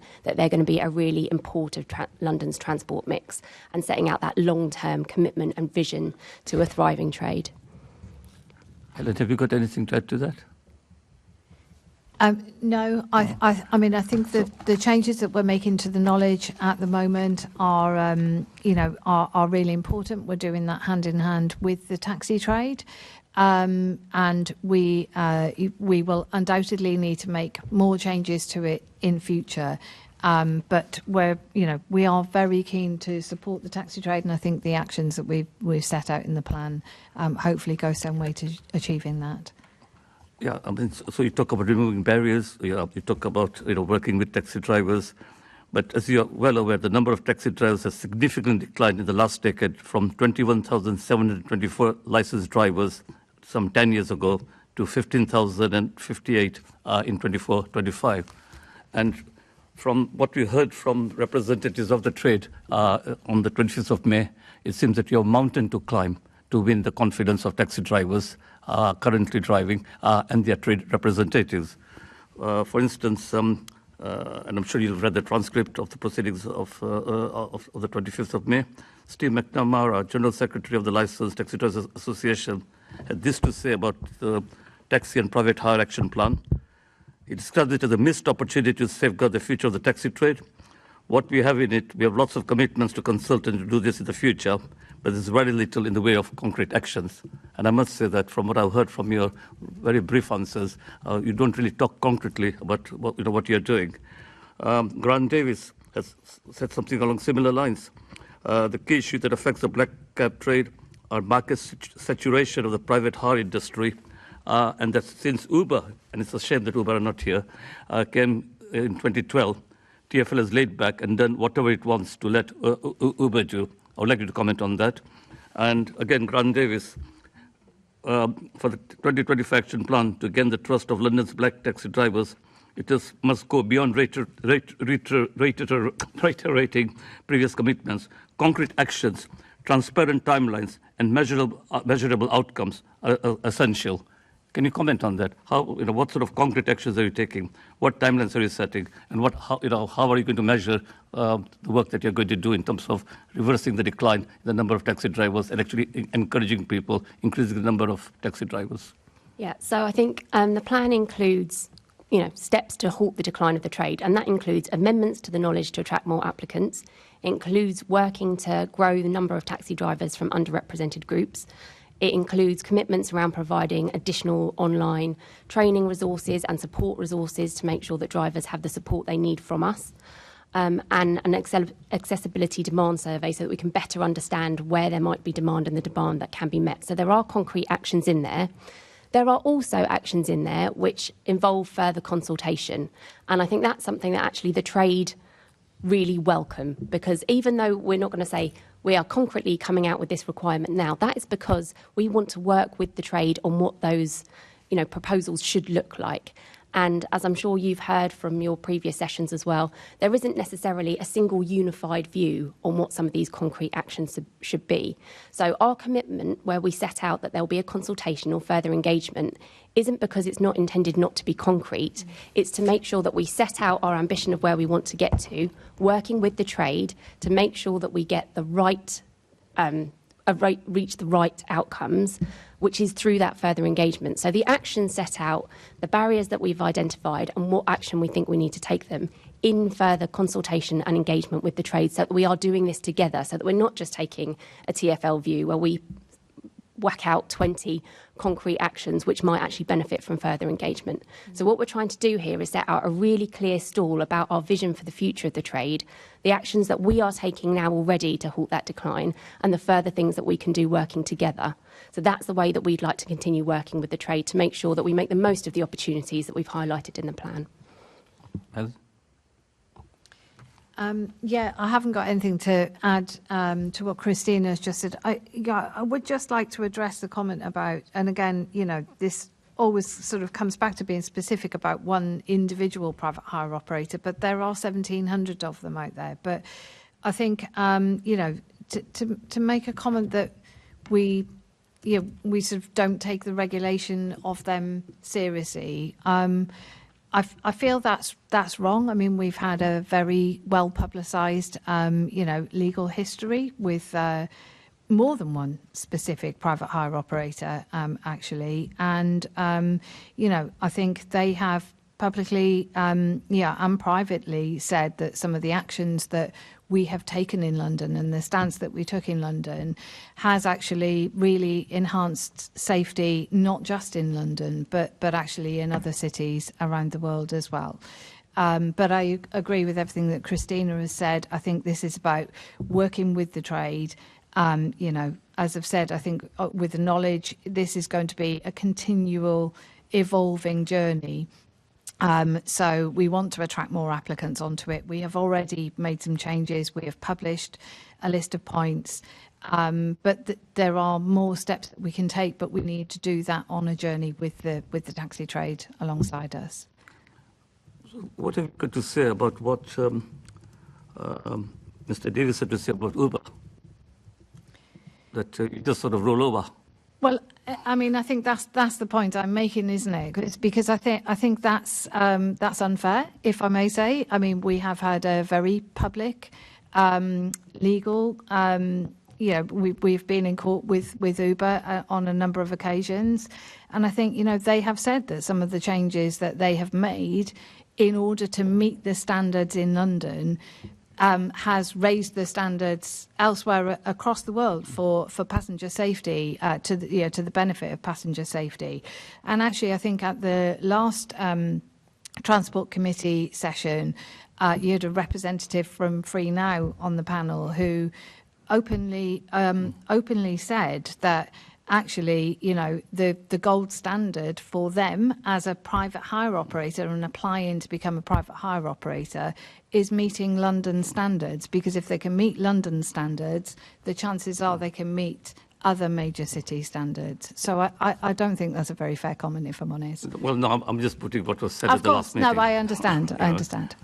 It's only right that you have a chance to comment on what was Thank said. You. Yeah, I mean, I'll just reiterate the need for timelines and measurable outcomes. So to take that point on board. Sorry, can you repeat the question? The point that was made about having transparent timelines and measurable outcomes, but taking those points on board. Yes. Yeah. So, I mean, I think that absolutely is the intention. Okay. But, working with the trade and engaging with them. Thank you. Thank you. Assemblyman Bakari? I mean, it's fair to say that at the last panel there was a lot of anger coming across, not just from the taxi trade, but also the private hire vehicle representatives. And you talked about the need for having that unified view. One thing that one representative from the PHV groups was saying, one view was to have a better voice within TfL that represented both trades, which was to have a commissioner, and that was actually supported by taxi representatives as well. Now, this is a view that is very fresh and new, obviously, but that ask of just considering having that particular role is because of that frustration or the feeling of their voices aren't being heard, even though I know you're saying that you're working very hard with a range of groups, but that frustration is so clearly being felt now that is the ask. What's your response to that particular ask themselves? Thank you. Yes, obviously, as you say, that is quite a new proposal around it. I mean, our role with taxi and private hire is to regulate them, and our legislative powers extend to legislating for public safety purposes. And we do recognise, and what the action plan is trying to achieve is some of the softer things around the outside. This isn't about just about regulating for passenger safety purposes. So some of the things that we've talked about in terms of the changes to the knowledge and various other things. But we haven't given any specific thought to the question of a taxi and private hire commissioner. I think, if I'm honest, I think that would be quite a challenging role for if that was taken forward, because there are very competing and different views, not just in taxi and in private hire, but actually even within those industries. I think we saw ourselves at that session in May. There's, for example, in taxis, there's a very different view about the type of vehicle for taxis, and similar and different views exist in private hire as well. But yeah. Yeah, I mean, I can definitely see the challenge in terms of getting it, but the fact that is coming from both the groups is interesting in itself, that the fact that they're raising it as a solution or even a possibility to have. Now, the other issue that I think was raised by the action plan is that we've been getting a lot of response from groups saying there is a lack of action in the action plan. But one of the things that I've also been quite concerned about is the fact that we're not promoting enough about the fact that taxis are the most accessible way of getting around London. What more can we do, or what more are you doing to amplify the fact that disabled Londoners are completely reliable? They find this a reliable way of getting around London, and that decline in the black taxi trade is going to be a real concern for disabled Londoners. What are you doing to promote the fact that this is a great way to get around London, to make sure that disabled Londoners feel that they got that access and that risk of the decline isn't going to impact them. It is a real concern for them. Yeah, I mean, that's something that we talk about a lot in all our sort of policy making around taxis, is that they provide a really important accessible service for people who rely on them. And as you say, there's a whole range of accessibility features in there, and people know that they will be in every vehicle. So I think that's so important when we're coming to think about taxi policies, taxi regulation, is ensuring that we've kind of do everything we can to support the level of accessible vehicles. And I should say that actually we, when we're looking at the PHV trade, we're looking at making sure that with wheelchair accessible vehicles that we're kind of incentivising PHV owners to also move to wheelchair accessible vehicles. What was in the action plan that explicitly says that they're going to promote that part of the taxi trade to make sure that is there anything in there that, the taxi trade can rely on to say that is being promoted? Is there anywhere in that action plan? So I think the action plan absolutely kind of celebrates and does highlight that role. But I think actively promote I don't think there's a kind of marketing action in there, if you like. Yeah. But I think that's definitely something that we could take away and think about how we can, what further sort of outreach we can do in terms of communicating that message. Yeah. Yeah. So there are definitely lots of mechanisms that we can use to do that. And that probably is kind of woven in, but we can definitely take an action to make sure that is a kind of key message that we're doing in all of our stakeholder engagement. So it's needed. Thank you. Okay. My just last point on the action is that I'm still not clear about the real commitment to the recruitment and the retention of taxi drivers and the real action that is going to be taking place, because we're seeing it dramatically drop. So can you explicitly tell me what action are you actually doing to make sure that we are retaining and recruiting taxi drivers? Yeah, so I've talked a little bit about the changes to the knowledge. I mean, that I think has got to be the focus. That's the point of entry for becoming a taxi driver. So what we've specifically already done is we have reviewed all of the points that we ask on the knowledge. It's always been something that's been a bit shrouded in secrecy. Yeah, but I'm not interested in the... we're going to be asking about the knowledge later, but I'm talking about actually making a proactive campaign or something that makes people go, yes, I want to be a taxi driver, that's going to encourage them. Putting the knowledge to one side, what else are you doing? Well, so I think, as Christina says, we will take away in terms of the marketability of taxis, and we'll have a think about that from the perspective. That's what taxi drivers are really frustrated about, is that marketability, that promotion. Yeah. That we want to hear from the mayor, from you, really bigging up this industry, and I think that's where they're feeling really angry right now, that they don't feel that kind of support. Yeah. I think, and I can understand that. I think, as I say, it's quite difficult for TfL sometimes, in that our role is as a regulator, and that extends to public safety, and also we regulate the taxi industry and the taxi trade and the private hire industry. Both are equally important, and both are very necessary and needed for London.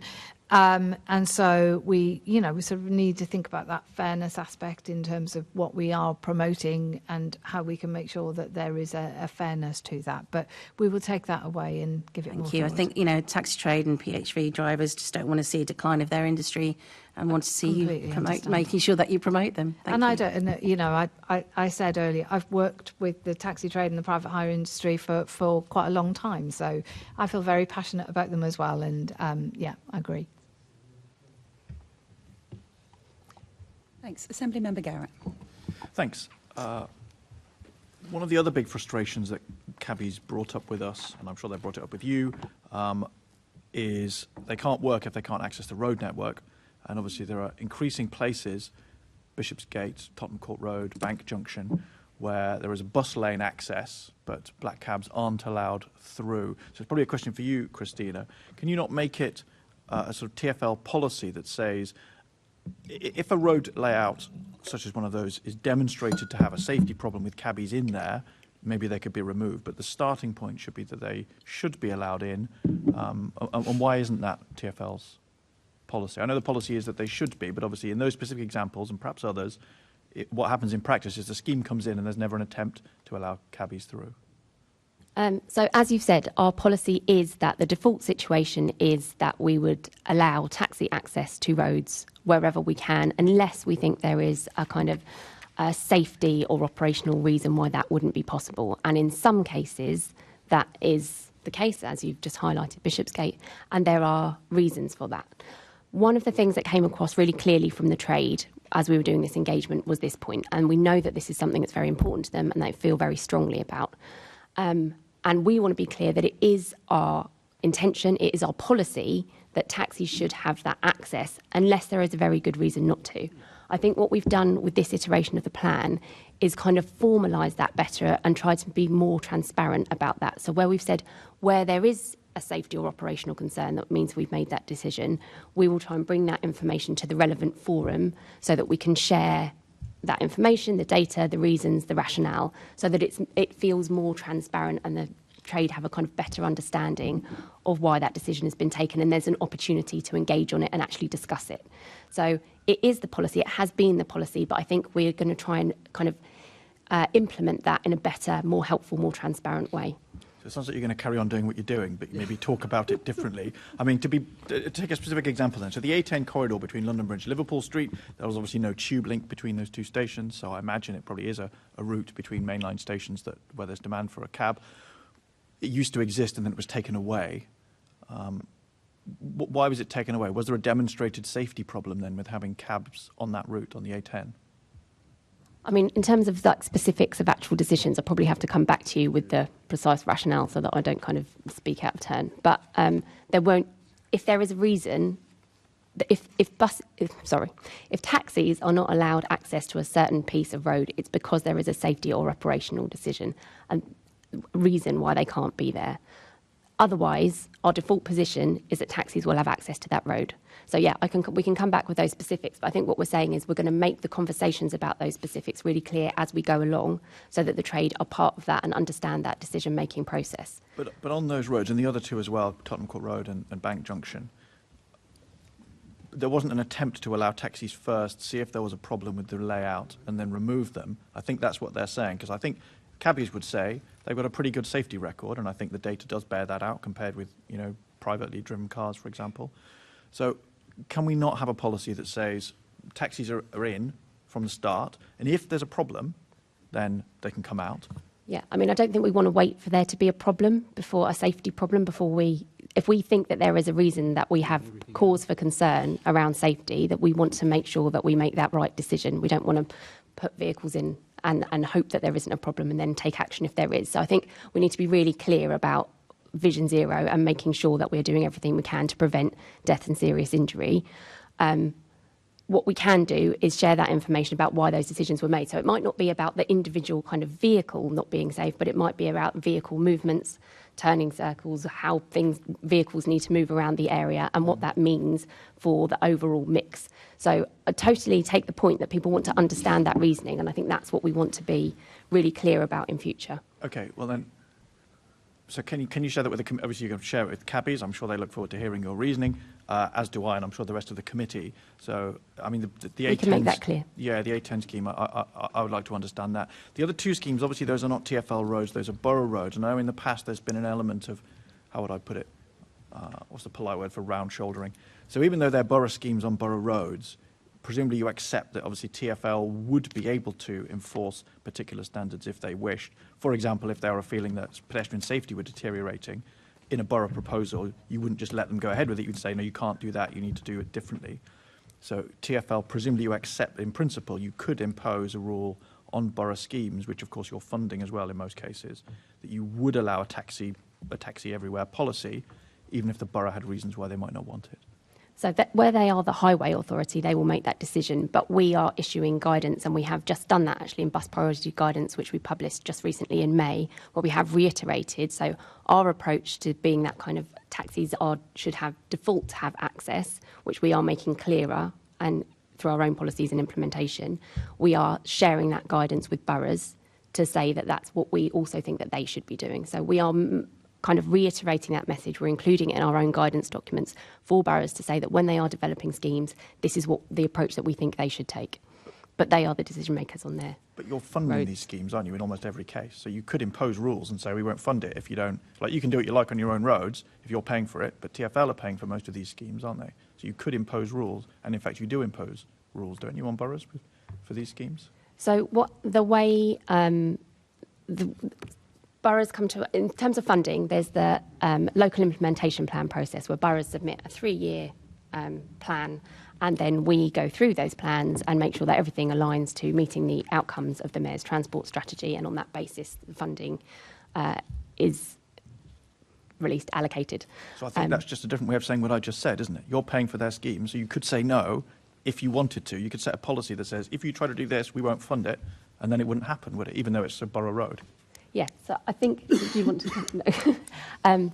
I think boroughs have the authority and the decision-making for their own roads. They will be making decisions in the same way that we are. So they will be looking at what their outcomes are, how it contributes to the outcomes of the MTS, and what they're trying to achieve on their local roads. And they'll make a decision based on safety. And I don't think it's for us to overrule that. Through the LIPS process, we make sure that the funding that we're allocating is in support of the Mayor's transport strategy, and there are criteria around that. And I think then the further guidance that we would put out would be that to explain that how we implement on our roads, for example, allowing taxi access as the default, we would also encourage boroughs to adopt that position. Encourage but not require. Yes. That's disappointing. But anyway, I look forward to the reasoning on all of those. I mean, the concern, let me just quickly say, the concern is obviously that this starts to proliferate. If all you're saying is it's a preference, not a hard rule, there are already those 3 schemes I've mentioned. Maybe there probably are others elsewhere. And this starts to proliferate. I think that's the concern that the trade have got, is that, you know, each one maybe looks logical on its merits, and it starts to create a patchwork of no-go areas, effectively. Presumably you recognise that problem, and you do look at it in totality across different schemes, not just each one in isolation. Well, and I think that's the point. That's why the guidance is there. So the guidance is to say this is the way that you should approach all of your schemes. So approaching all of your schemes with, for example, taxi access as default. But if there are, in those individual locations, safety concerns that mean that there is a safety decision that is made, that stands for that scheme. So I think we are making clear that at a kind of on a London-wide basis, on our own roads and what we support boroughs to do, this is the approach we'd like them to take. Okay, thanks, Chair. Thanks. Sorry, Assembly Member Bakari. Yeah. Sorry. My question actually is back on the knowledge, and I know that I interrupted you, Helen, before. So if you do want to just kind of go through that question further about how you're attracting more applicants to the knowledge, that would be great. Thank you. Oh, yeah. Well, if I can avoid falling off the table. Yes, so, I mean, we do consider that the knowledge is still relevant. It's world-renowned. You know, it's sort of recognised around the world, the standard that London taxi drivers have to meet. But we do feel that it needs to be modernised, and it could be modernised. So we've been engaging with taxi driver representatives to make some changes. So we did... I think it was earlier this year, might have been towards the tail end of last year, we have published a list of the points that we asked. So that was following a really comprehensive review that our knowledge examiners, who are all taxi drivers themselves, have really reviewed everything that we ask and why we're asking it, in terms of points of interest, based on customers' most popular destinations at the moment. And that previously had been very shrouded in a lot of secrecy. So I think that was, it doesn't sound like a lot, but actually that was quite a big step to publish that. We're now doing a review of the Blue Book and all the runs that are in the Blue Book. And with a view, again, to publishing an updated list, and that will probably be a more streamlined list of things that people will need to learn. So, we've also been working with knowledge schools. We are aware that Free Now themselves have actually been supporting private hire drivers who have expressed an interest in becoming taxi drivers. So they have been helping with tuition fees and, exams and providing the support to those drivers over a minimum period. And obviously we welcome that and welcome working with any of the knowledge schools to be able to support any applicants that are going through it. But I think, we also sort of recognise we are trying to digitise some of the knowledge a little bit more in terms of the tools that are available to our knowledge examiners. And we'll continue on that journey, but we want to do that with the taxi trade alongside us and make sure that we are continuing to meet that gold standard that London taxi drivers are renowned for throughout the world, but trying to make it a quicker process. And we have seen, just very, very briefly. I mean, we had a driver recently that I think we somehow managed to go viral on TikTok or Instagram, where we had a driver who completed the knowledge in quite a short amount of time, and actually then had to wait for his 21st birthday to get his badge, and that got an awful lot of pickup. And actually, we saw quite an increase in the number of people making inquiries about the knowledge after that news story. So little things like that, but trying to do them regularly. I think, to remind people that it is there and it is an attractive career, is something that we'll continue to look at. I mean, there's obviously that argument that if we've got apps, we don't need to, learn the knowledge. But we were hearing from taxi trade representatives that often these apps aren't that great, especially when there's been a last-minute problem with roadworks, etc., things like that. So there's definitely a space and an importance to the knowledge that I think definitely needs to be amplified by you. But we're not going to the modular approach then. Is that something that you're moving away from?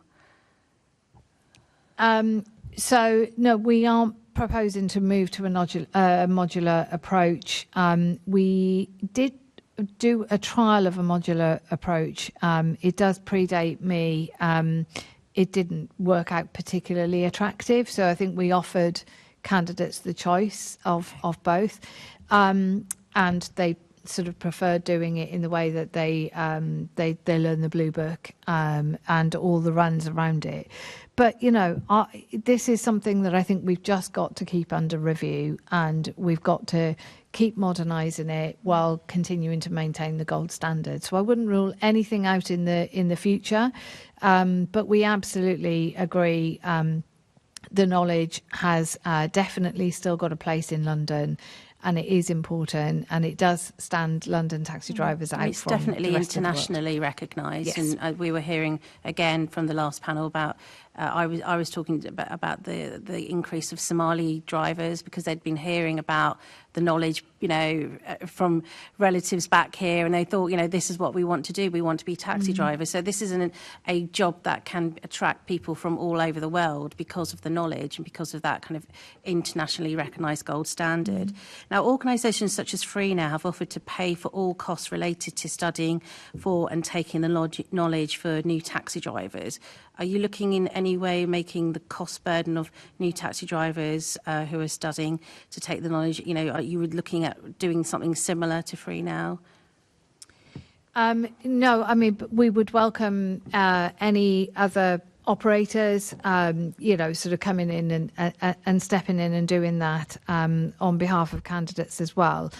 I mean, we have got licence fees around the knowledge, and we recognise that any licence fee is obviously a cost, and that may be coming at a cost to somebody who's currently not earning.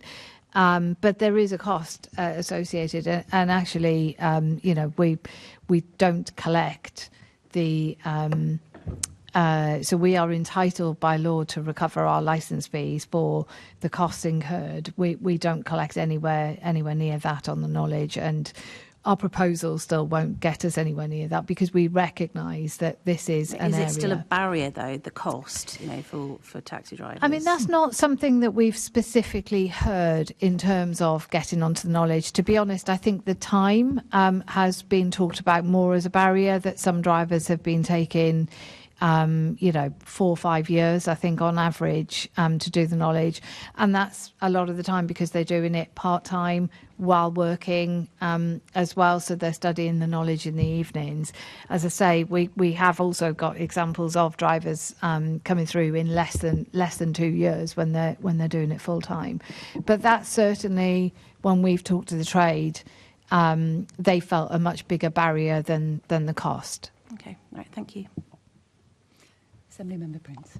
Thank you, Chair. Hello. Helen, has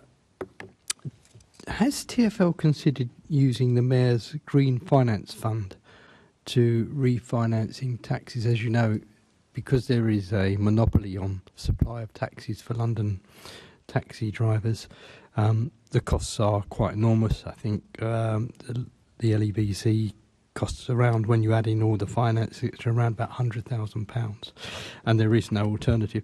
So have you considered using the Green Financing Fund to help reduce that cost for Londoners? So when we brought in the requirement for taxis to be zero emission capable, that did come along with a delicensing scheme, which I think used quite a large portion of money from the Mayor's funds, and TfL also put up some funds to that. So I think it was around about 50 million in the end that we invested, and that was to help drivers take their older, dirtier vehicles off the road and make the switch to cleaner, greener vehicles. And there is still funding available to taxi drivers through the OZEV. Is it OZEV? The government grant. The plug-in taxi grant. So they still can get some financial support towards the cost of purchasing a new vehicle. But you haven't, I mean, that's quite a small amount of money from memory. So, but you haven't considered looking at other ways of easing the pressure that the monopoly created by the Mayor has caused?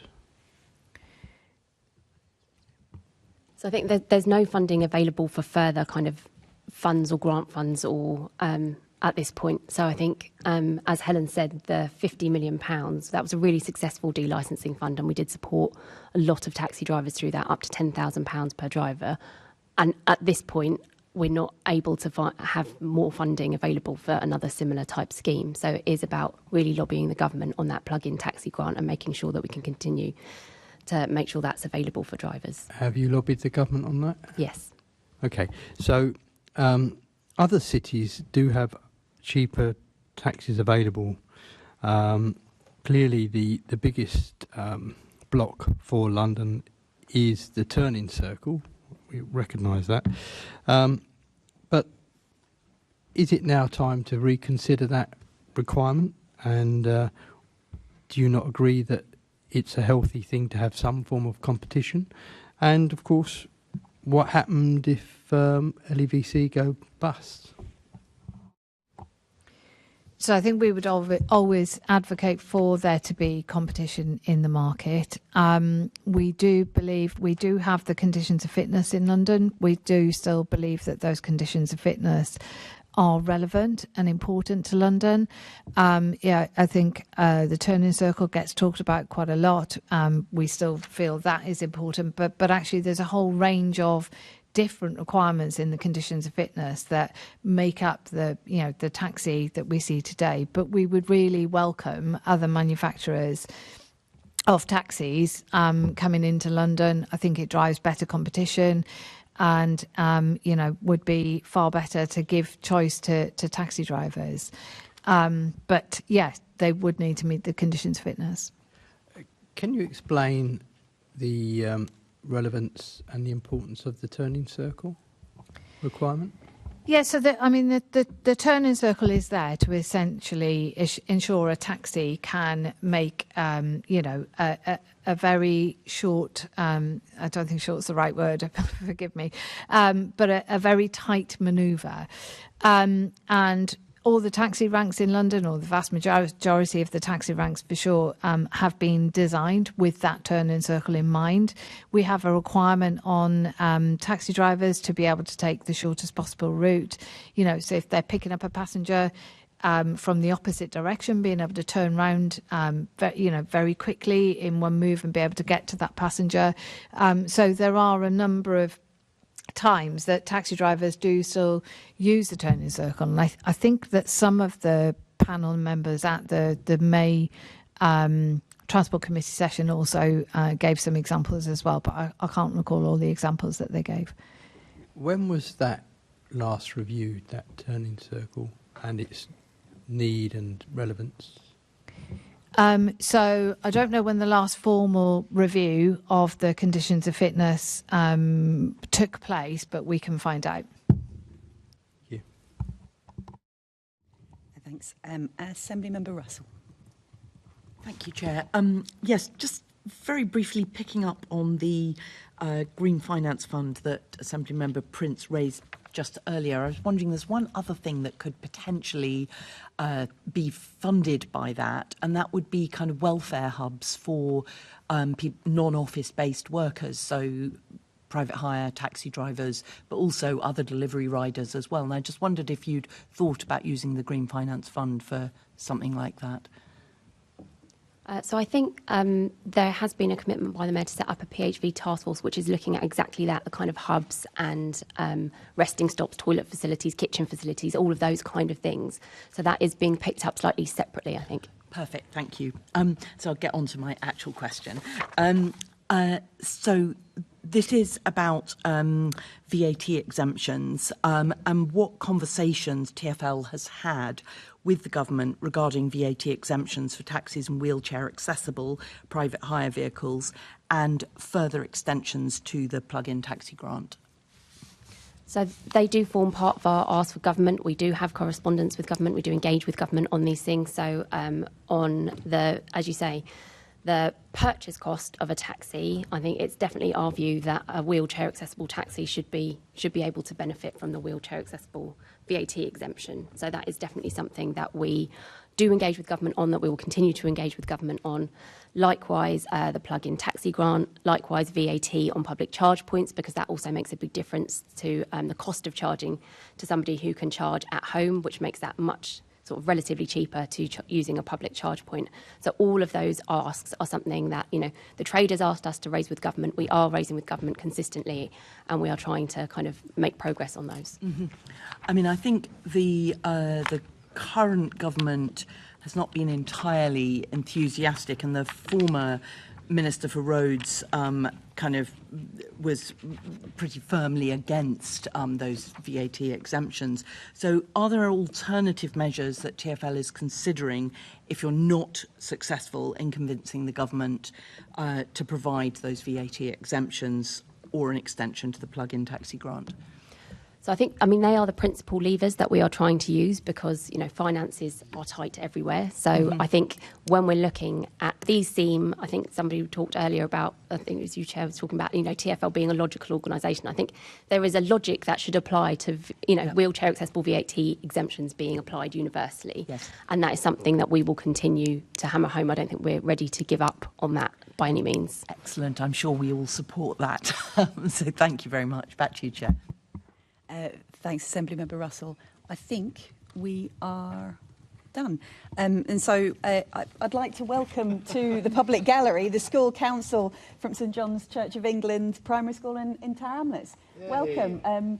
We've been talking about taxis and private hire vehicles, which I'm sure you're aware of. But we're actually about to break. Apologies. So thank you very much to our Transport for London guests for your responses today, and you're free to leave. And can I ask the committee to note the report and the discussion? And can we also delegate authority to me as chair in consultation with party group lead members to agree any output arising from the meeting? Thank you.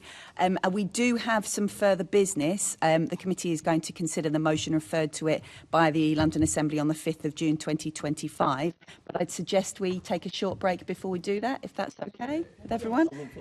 Sorry? Oh, 10 minutes? Perfect. Yeah? Okay, I'll see you at 14 minutes past.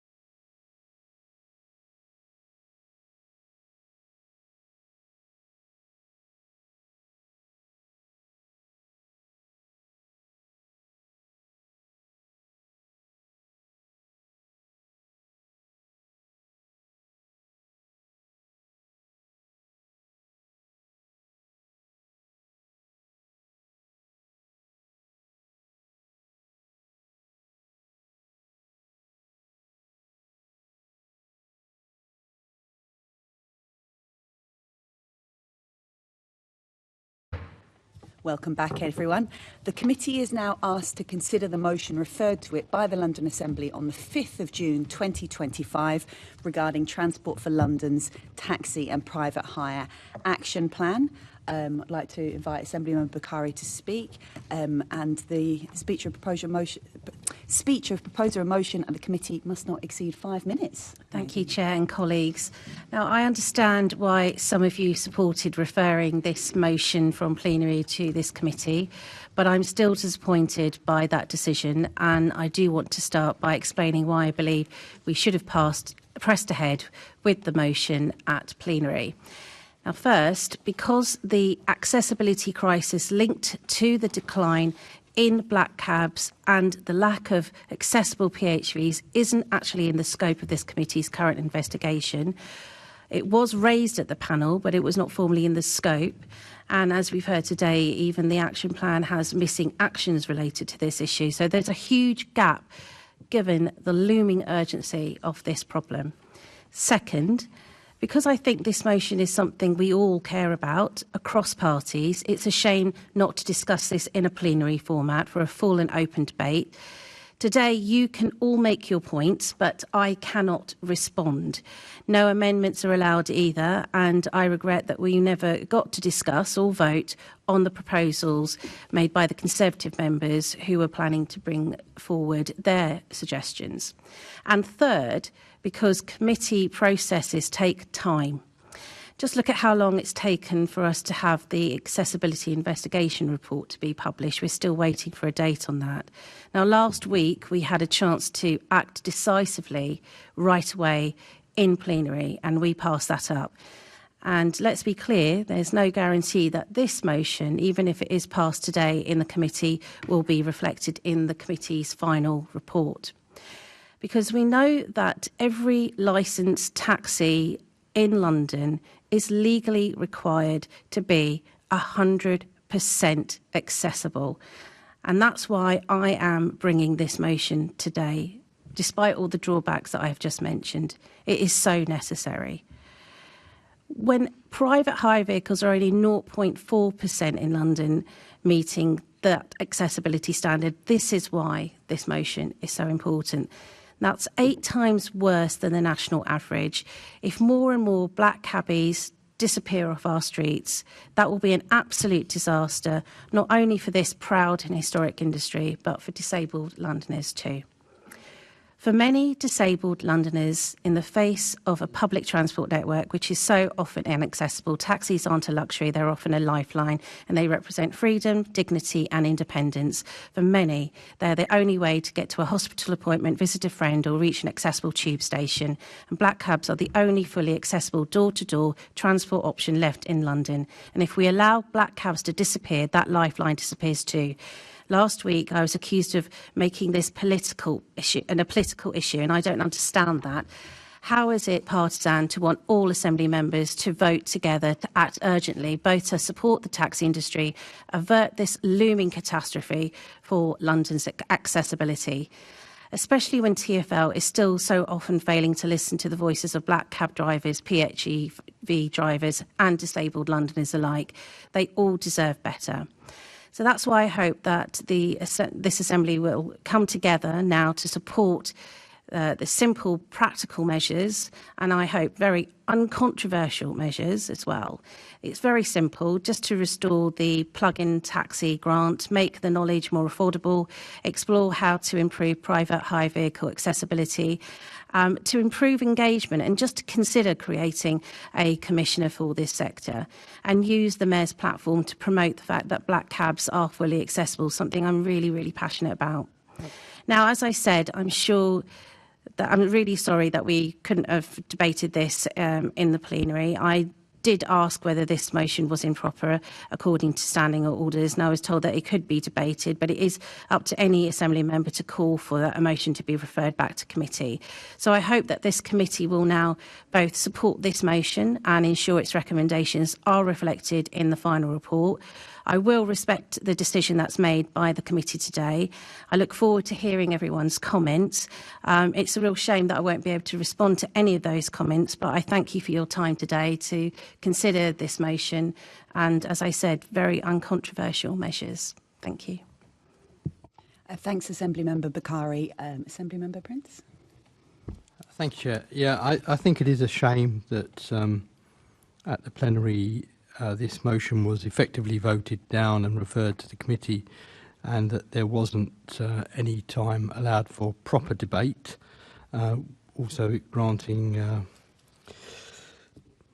my fellow Assembly member the ability to respond to any comments that were made. I think it's also regrettable that our amendment, which would have been accepted by Assembly Member Bakari, has not been adopted and cannot be adopted in this format. So I just think it's a great shame that debate has been stifled and the Assembly's ability to debate in public has also been denied. I think it's a great shame because this is a very, very good point. I think actually if you look at the questions and more importantly the answers that we received this morning, this clearly demonstrates the need for this motion. So I'll leave it there. Thanks, Assembly Member Prince. I'm just waiting on an answer because I'd like to speak, and I think I then need to pass the chair to you for just this. But I'm just double checking. Just go for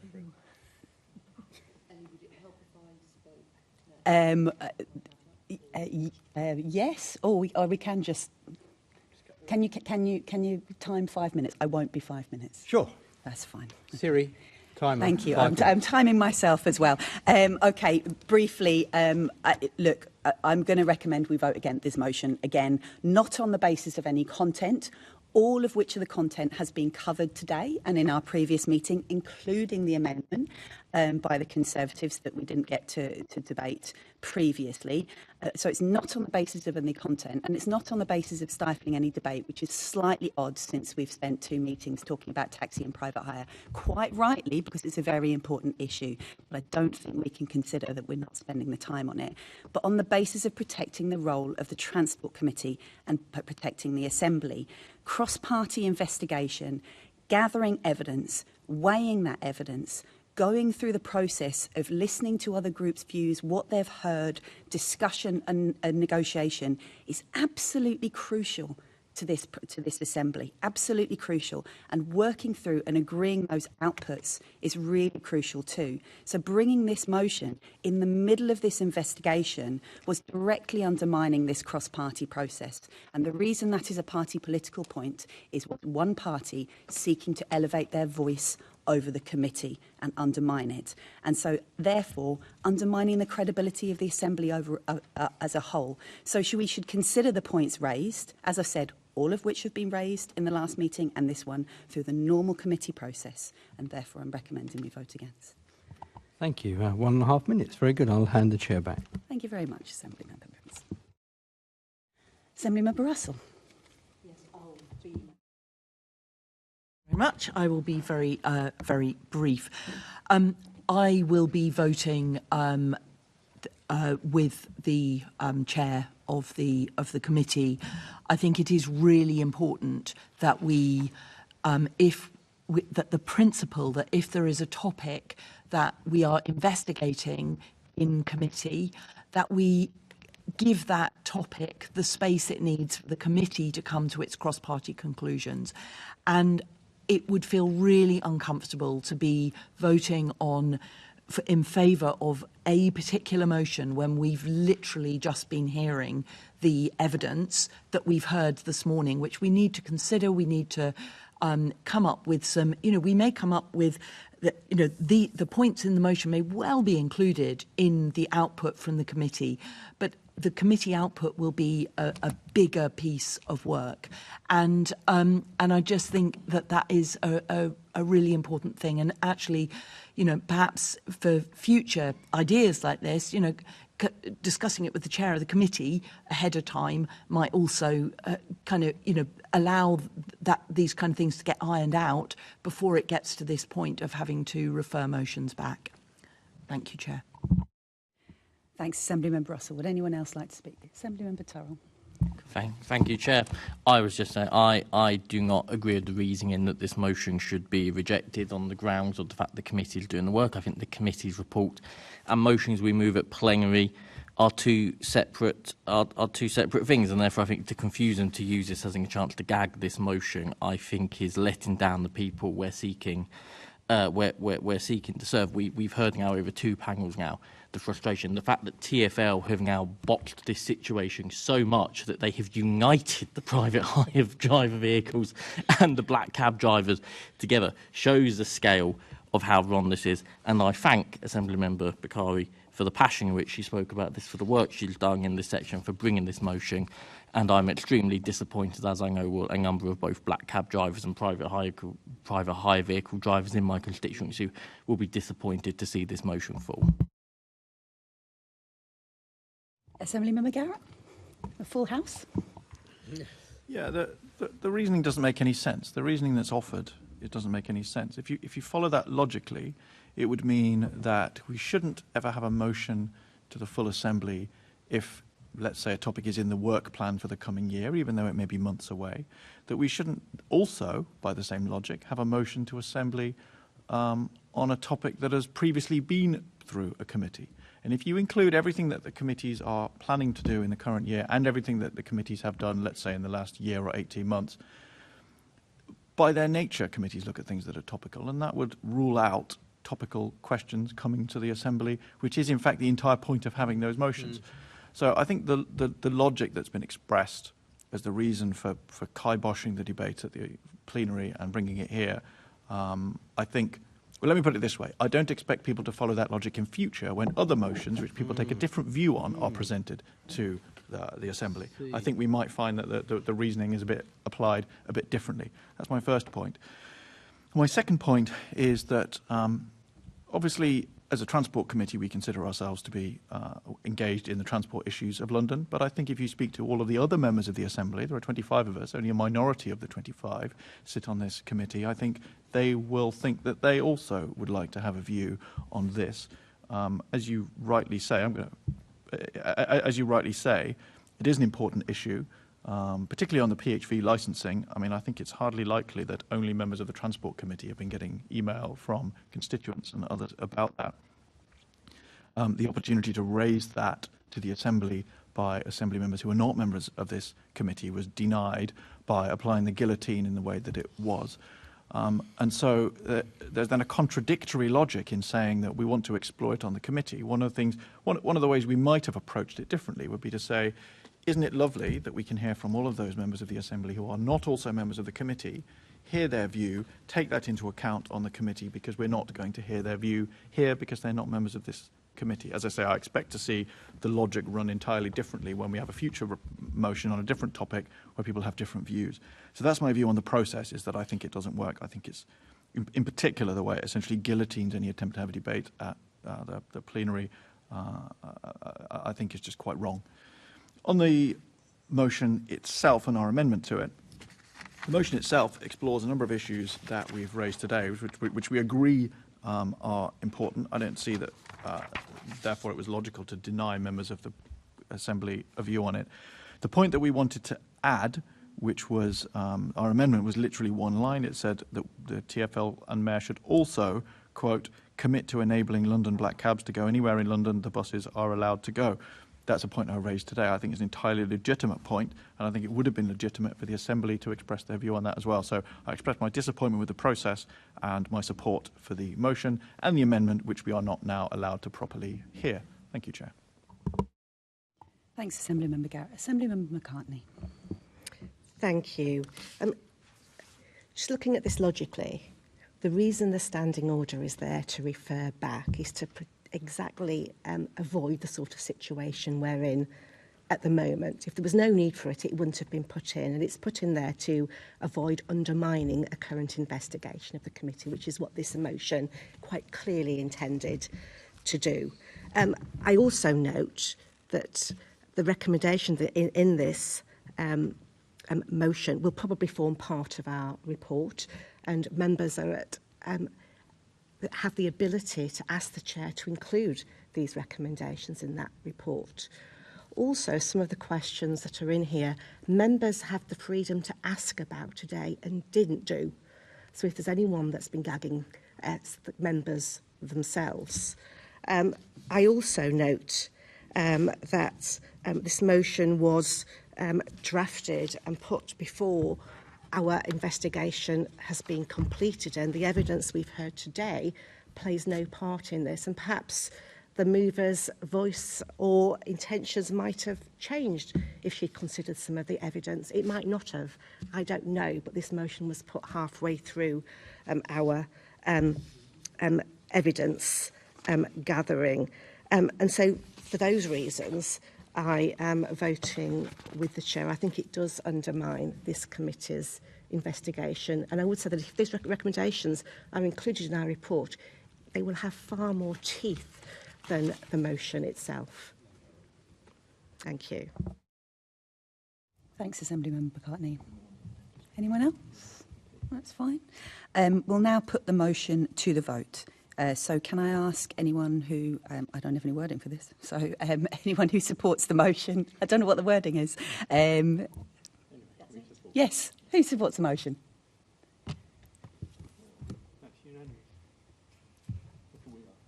And any votes against? Thank you. The committee will report its conclusions to the full Assembly at the next appropriate meeting. So can I ask the committee to note its work programme and meeting dates? The next meeting of the committee is scheduled for the 8th of July 2025 at 10 a.m. in the chamber at City Hall. There is no urgent business. Thank you. The meeting is now closed.